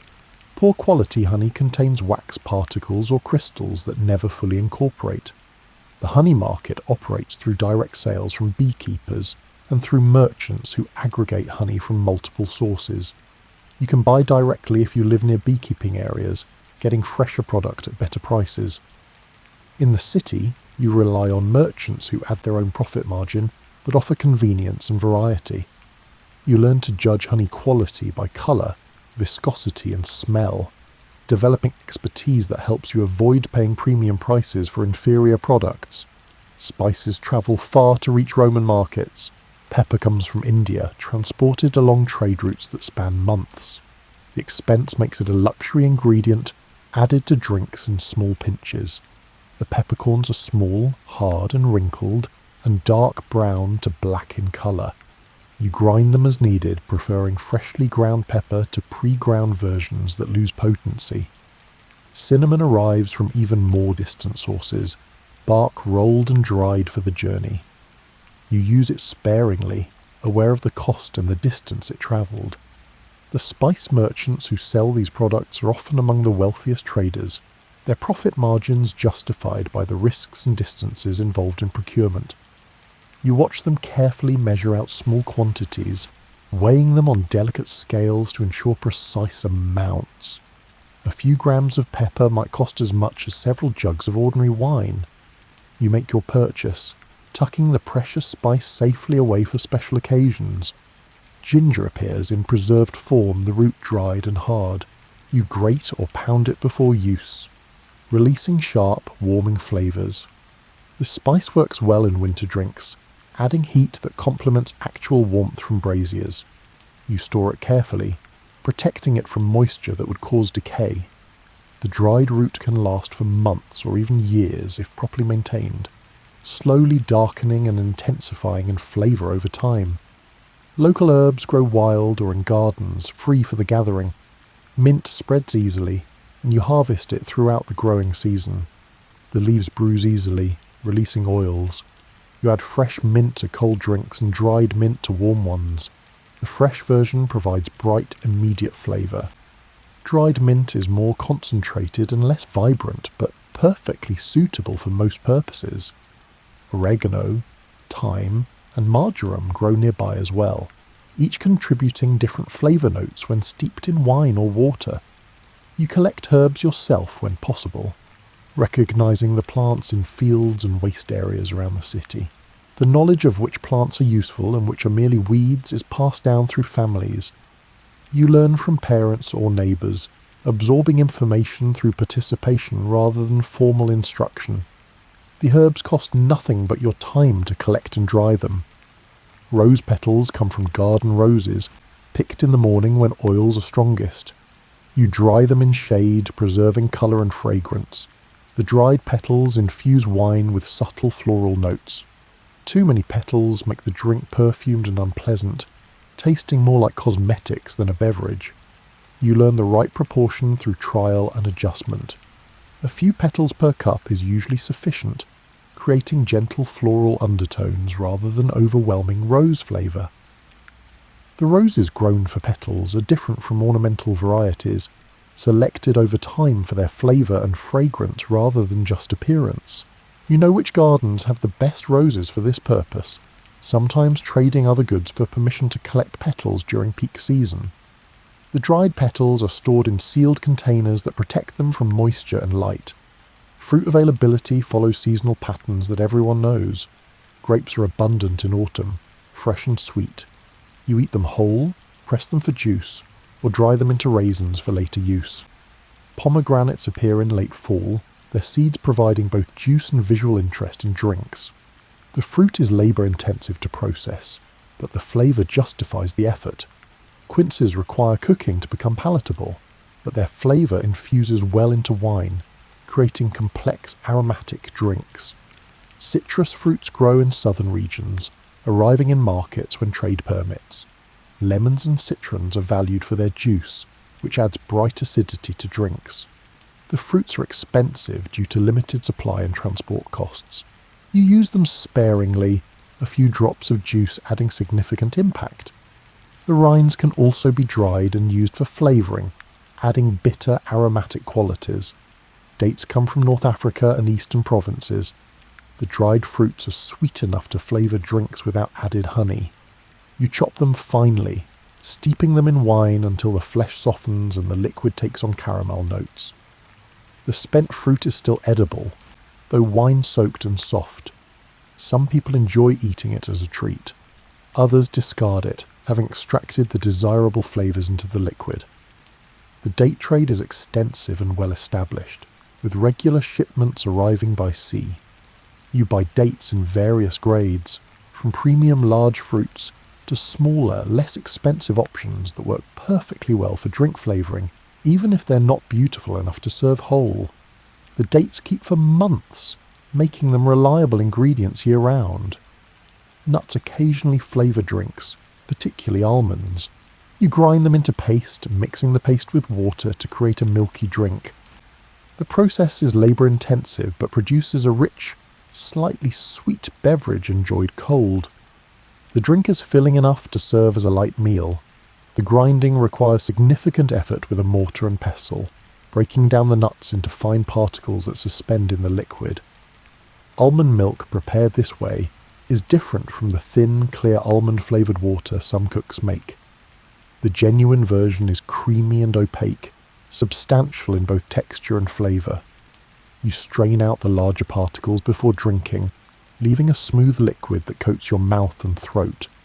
Salt appears in some drink preparations, particularly those intended to restore balance after heavy sweating.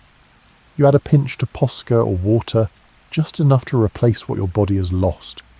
The amount is subtle, detected only as a slight enhancement of other flavours rather than distinct saltiness. Too much salt ruins the drink, making it unpalatable. You add conservatively, tasting and adjusting. Barley and other grains become drinks in regions where they're plentiful. You sprout, dry and grind the grain, then mix it with water and allow fermentation. The resulting beverage is cloudy, mildly alcoholic and filling. It appears more often in provinces than in Rome itself, where wine is so abundant that grain-based drinks seem unnecessary. The flavour is earthy and bread-like, quite different from wine's fruity qualities. Milk, when used in drinks, comes from goats and sheep grazing on local pastures. The animal's diet affects milk flavour significantly. Spring milk, when animals eat fresh grass and flowers, tastes different from winter milk when they consume stored hay. You drink it fresh, or mix it with wine for medicinal purposes. The combination of wine and milk sounds strange, but has an established place in medical treatments for certain conditions. Vinegar, essential for posca, is made from wine that has soured. Rather than waste spoiled wine, you convert it deliberately into acetum. The process requires exposure to air and time. You keep partially filled vessels in warm spots, checking progress over weeks. The acetum continues to develop complexity as it ages, becoming smoother and more balanced. Young vinegar is sharp and harsh. Well-aged vinegar has depth and roundness. You can purchase vinegar already made, but many households produce their own from wine that has begun to sour. The conversion is inevitable if wine is exposed to air and warmth. You simply guide the process rather than fight it, accepting the transformation and making use of the result. Water quality varies by source in ways that affect the final drinks you make. Aqueduct water is generally clean and fresh, coming from protected mountain sources. Well, water tastes different depending on the surrounding soil and minerals it passes through. Spring water is prized for its coolness and purity. You develop preferences based on taste, but mostly you drink whatever is available and safe. The water used for mixing drinks affects their final flavour, though the effect is subtle when wine or other strong flavours dominate. Trade routes bring exotic ingredients to those who can afford them. Saffron threads from the east add colour and subtle flavour to special drinks. Cardamom pods, though rare, appear in wealthy households. These ingredients mark status as much as they improve taste. You might encounter them at festivals or when visiting prosperous homes. The flavours are novel and interesting, but not necessarily superior to local herbs you know well. The merchants who trade in these rarities cultivate mystique around their products, telling stories of distant origins and difficult procurement. Some of the stories are true, others are exaggerated for effect. You appreciate the flavours when you encounter them, but don't pine for ingredients you can't regularly afford. Preservation techniques extend ingredient availability throughout the year. You dry herbs and fruits during abundance, storing them in sealed containers for winter use. Honey acts as a preservative when added to fruit mixtures. Vinegar prevents spoilage in some preparations. The knowledge of preservation is practical wisdom, passed through generations. You learn what works through observation and experiment, adding your own discoveries to the collective knowledge. The working day ends gradually rather than all at once. You finish tasks, clean tools, and begin transitioning toward evening. Drinking shifts from functional hydration to relaxed consumption. You prepare wine with more care now, adding herbs or warming it if the weather is cool. The pace slows. You're no longer drinking to power through work, but to mark the transition into rest. The light changes as evening approaches, becoming golden and warm rather than the harsh white of midday. Shadows lengthen. The air temperature drops slightly, enough to feel pleasant rather than oppressive.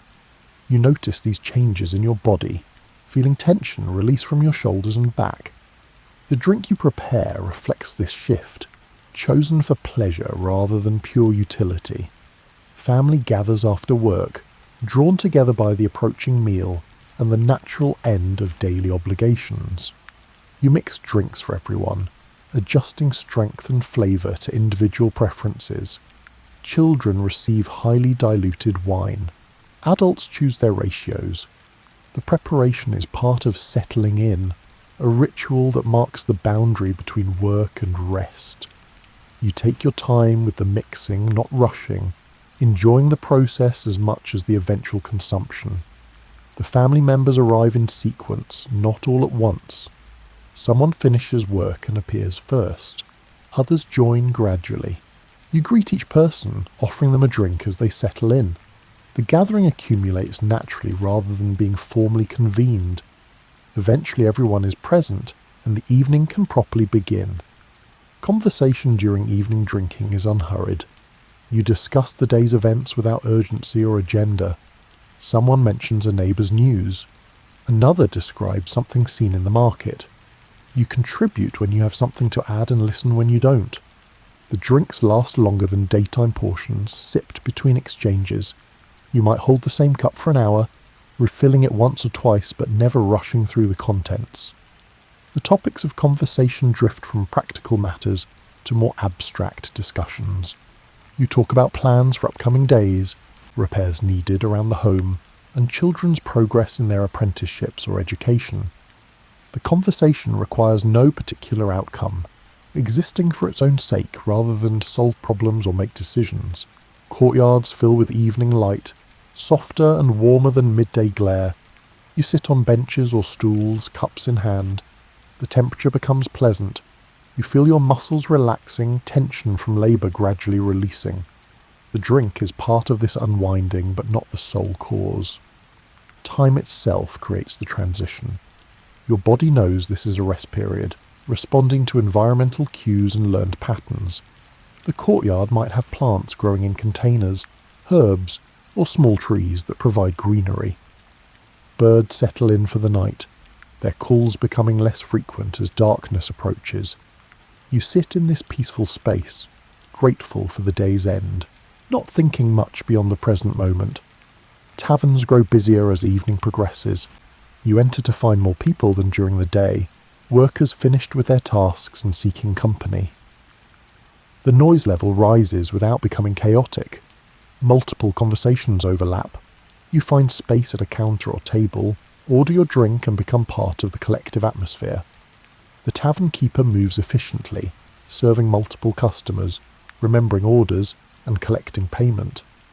The evening tavern crowd is different from the midday visitors. People are more relaxed and less focused on quick consumption and returning to work. You see groups of friends gathering, colleagues from the same work site sharing stories from the day. The atmosphere is warmer and more convivial, though still maintaining the casual informality that defines tavern culture. Some evenings you stay home, content with your own company or that of immediate family. You drink while handling small domestic tasks, mending clothes, organising supplies, or simply sitting. The beverage gives you something to do with your hands, a reason to pause periodically. The tasks are unhurried, accomplished in the gentle pace that evening allows.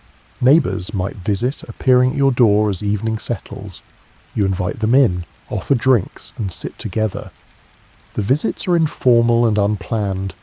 You talk about shared concerns, repairs needed in the building, upcoming festivals, and changes in the neighbourhood. The drinks facilitate without dominating the interaction. You pour, they accept, and the cups become props in the larger social exchange. These neighbourly visits follow patterns you've learned over years of living in close proximity. You know who might stop by on which evenings, who enjoys conversation, and who prefers brief exchanges. The relationships are comfortable, built on regular interaction rather than deep emotional connection, but valuable nonetheless. Music sometimes accompanies evening drinking in public spaces. A musician plays simple melodies on a flute or stringed instrument. The music isn't a performance so much as a background presence. You listen while drinking, or you don't. The choice is yours. The music continues regardless. The musician appreciates coins tossed into a bowl but doesn't demand payment. The music improves the atmosphere, making the space more pleasant for everyone. Food pairs with evening drinks, though meals are finished. You nibble on olives, bread, or dried fruit while sipping wine. The combination of food and drink extends the evening, creating a buffer zone between the day's work and eventual sleep. You're not particularly hungry, but eating anyway, maintaining social rhythm. The small bites keep your stomach occupied, preventing the wine from feeling too strong on an empty stomach. Wealthier households have more elaborate evening arrangements. You might attend a dinner where drinks are served in specific orders. Mulsum first, then various wines, and finally a digestive drink spiced with herbs. The structure creates its own rhythm. You move through the progression, each drink marking a phase of the evening. The host has planned these transitions, creating an experience rather than just providing refreshment. At such dinners, you recline on couches rather than sitting on chairs, the traditional Roman posture for formal dining. The cups are more decorative, sometimes metal rather than simple clay. Servants mix and serve the drinks rather than people helping themselves. The formality creates distance from everyday drinking, making it special occasion behaviour. Street corners become informal gathering points in good weather. You stand with others, drinks purchased from nearby vendors. The gathering is temporary and fluid. People arrive and leave. Conversation shifts with the changing group. You stay as long as you want, then continue home when ready.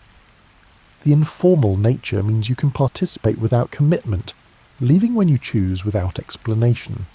Gambling accompanies some evening drinking. You watch others play dice or simple board games, small wagers changing hands. The stakes are modest, the games are social rather than serious. You might participate or simply observe, drink in hand either way.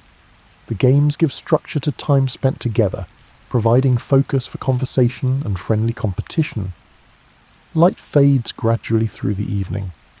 You continue drinking as dusk deepens, though you might switch to water or stop altogether. The approaching darkness creates natural endpoints. People begin mentioning the need to get home to prepare for the next day. The gathering disperses slowly without abrupt conclusions. You say your farewells, finish your cup, and begin the short walk home. Some evenings are quieter than others. You drink alone or with one companion, conversation minimal. The comfort comes from shared presence rather than interaction.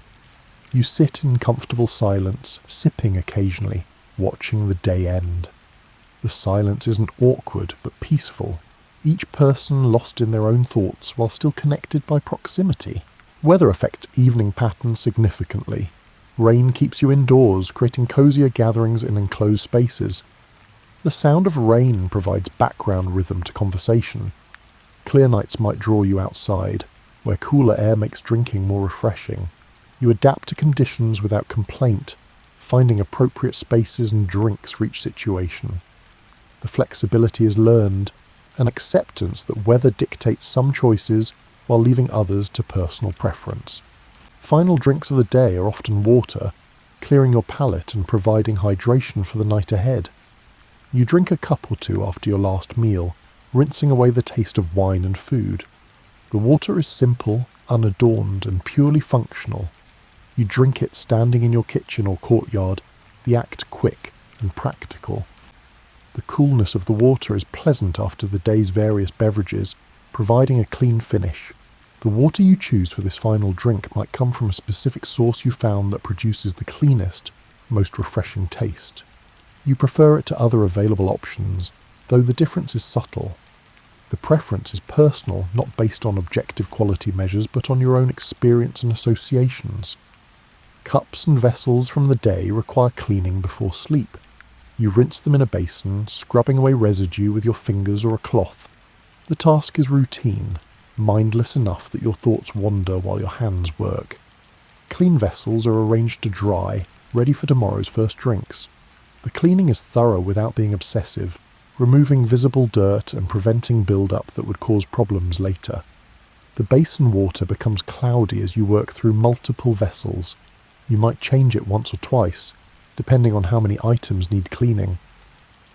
The used water is tossed into the street drain or onto plants that can use the moisture. Nothing is wasted unnecessarily. Storage containers need checking before bed. You ensure wine amphorae are properly sealed and that nothing has been left open to spoil. You cover the posca jug if any remains for tomorrow. The crater is emptied and wiped clean. These small acts of maintenance prevent waste and ensure morning drinks are fresh. The habits are so ingrained that you perform them automatically, barely thinking about the actions. Some people prepare drinks for the following day before sleep. You might mix a large batch of posca, knowing you'll want it ready when work begins. The preparation takes only minutes but saves time in the morning rush. You cover the vessel and set it aside, satisfied with the planning. The future-oriented thinking is practical, making tomorrow slightly easier through small efforts today. Children are given final sips of water if they wake thirsty during the night. You keep a small jug near the sleeping area for this purpose. The nighttime drinks are brief, just enough to ease dry throats. Children settle back to sleep quickly, the interruption minor. You attend to them half asleep yourself, the routine so familiar it requires minimal consciousness. Elderly household members might need drinks during the night more frequently. You ensure water is within their reach and easy to find in darkness. The consideration is practical, born of understanding that bodies change with age and that dignity includes independence in small matters like drinking when thirsty. You place the vessel where they can reach it without standing, minimizing the risk of falls or confusion in darkness. Some evenings you drink a calming herbal infusion before bed. You prepare it with warm water and herbs known for gentle properties, chamomile flowers, lavender, or lemon balm. The drink is soothing without being medicinal, comforting rather than curative. You sip it slowly, letting warmth spread through your chest. The ritual signals the day's end to your body and mind, creating a transition between activity and sleep. The herbs for these bedtime drinks are ones you've collected and dried yourself or purchased from vendors who specialize in such things. You keep them in small containers, protected from moisture and light. The preparation is simple. Hot water poured over a pinch of dried herbs, allowed to steep until the water takes on colour and flavour, then strained and drunk while still warm. Cleanup extends beyond vessels to the spaces where drinking occurred. You wipe tables or counters and sweep floors if spills happen. The tidying creates order, preparing spaces for tomorrow's activities. You work efficiently, ready for rest, but unwilling to leave disorder behind. The clean spaces greet you in the morning, making the start of the day slightly more pleasant. Winter nights might see you warming a final cup of spiced wine, drinking it while sitting near fading coals in a brazier. The warmth counteracts the chill that settles as night deepens. You drink slowly, reluctant to leave the heat for cold, sleeping quarters. The drink provides comfort and a reason to delay the transition to bed. The spices warm you from inside while the brazier warms your exterior, creating complete comfort. You watch the coals dim as you drink, seeing them shift from red to orange to grey. The heat decreases gradually, matching your decreasing alertness. By the time your cup is empty, the coals are nearly out and you're ready for sleep. Summer nights require different approaches. You drink cool water before sleep, knowing heat will make you thirsty later. You might set a cup within reach of your sleeping mat, anticipating need without wanting to fully wake later. The planning is automatic, learned from previous summers when you woke parched and had to fumble in darkness for water. Better to prepare while still alert. Tavern keepers close their establishments as night deepens, cleaning as they go. You finish your last cup, pay what you owe, and leave them to their work. The streets are quieter now. Most people are already home. You walk through darkness, familiar with the route. The day's final drinks are behind you.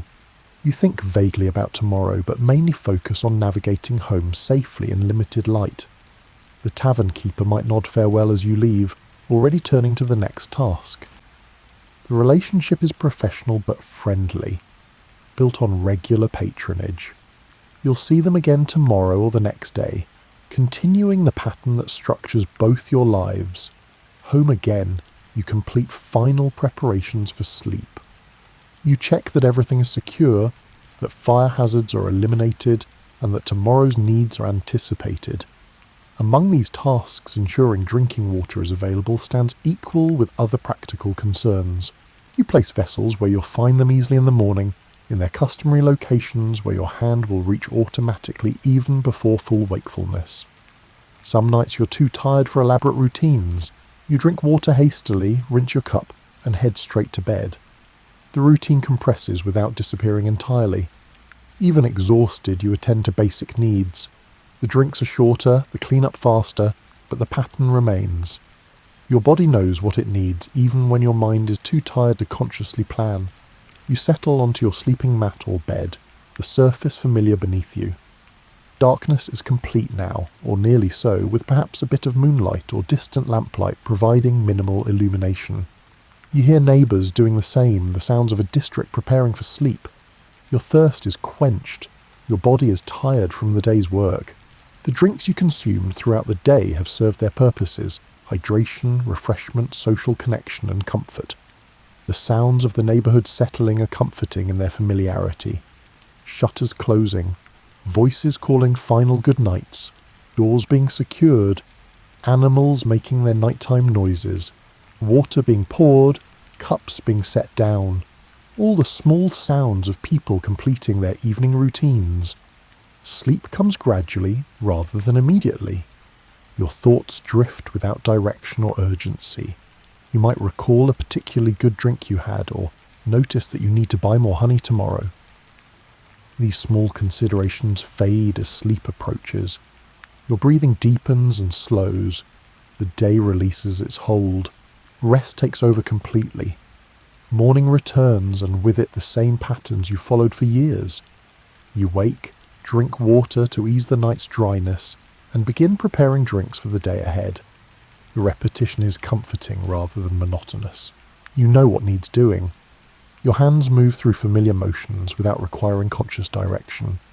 The cup goes to the water jug, the water pours, and you drink.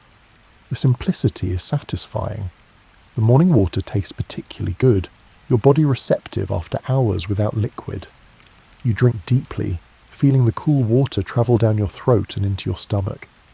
You feel more alert almost immediately, the hydration clearing some of the fog of sleep.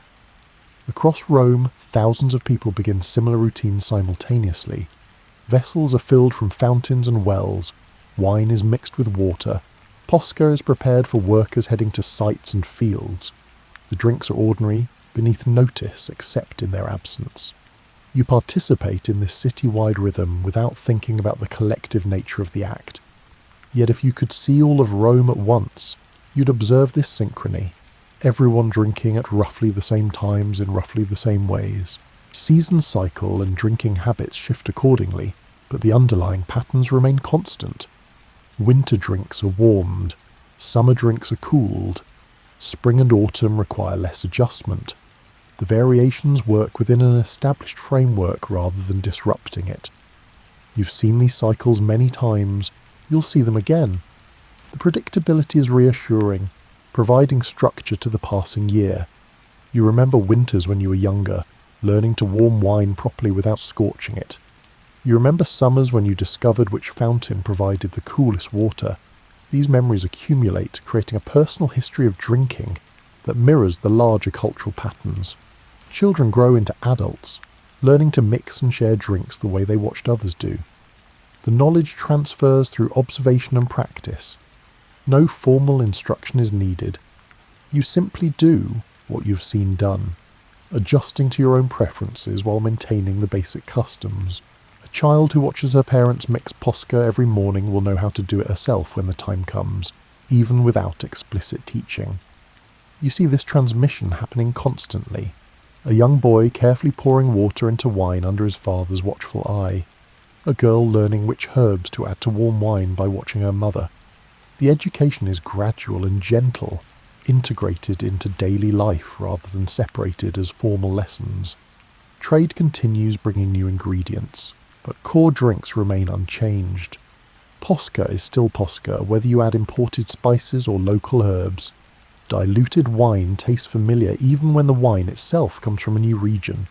The foundation is stable enough to accommodate variation without losing identity. A merchant who travels to distant provinces and returns with exotic spices will still prepare his morning posca the same way his grandfather did. Buildings age and are rebuilt. Neighbourhoods change composition. Empires expand and contract.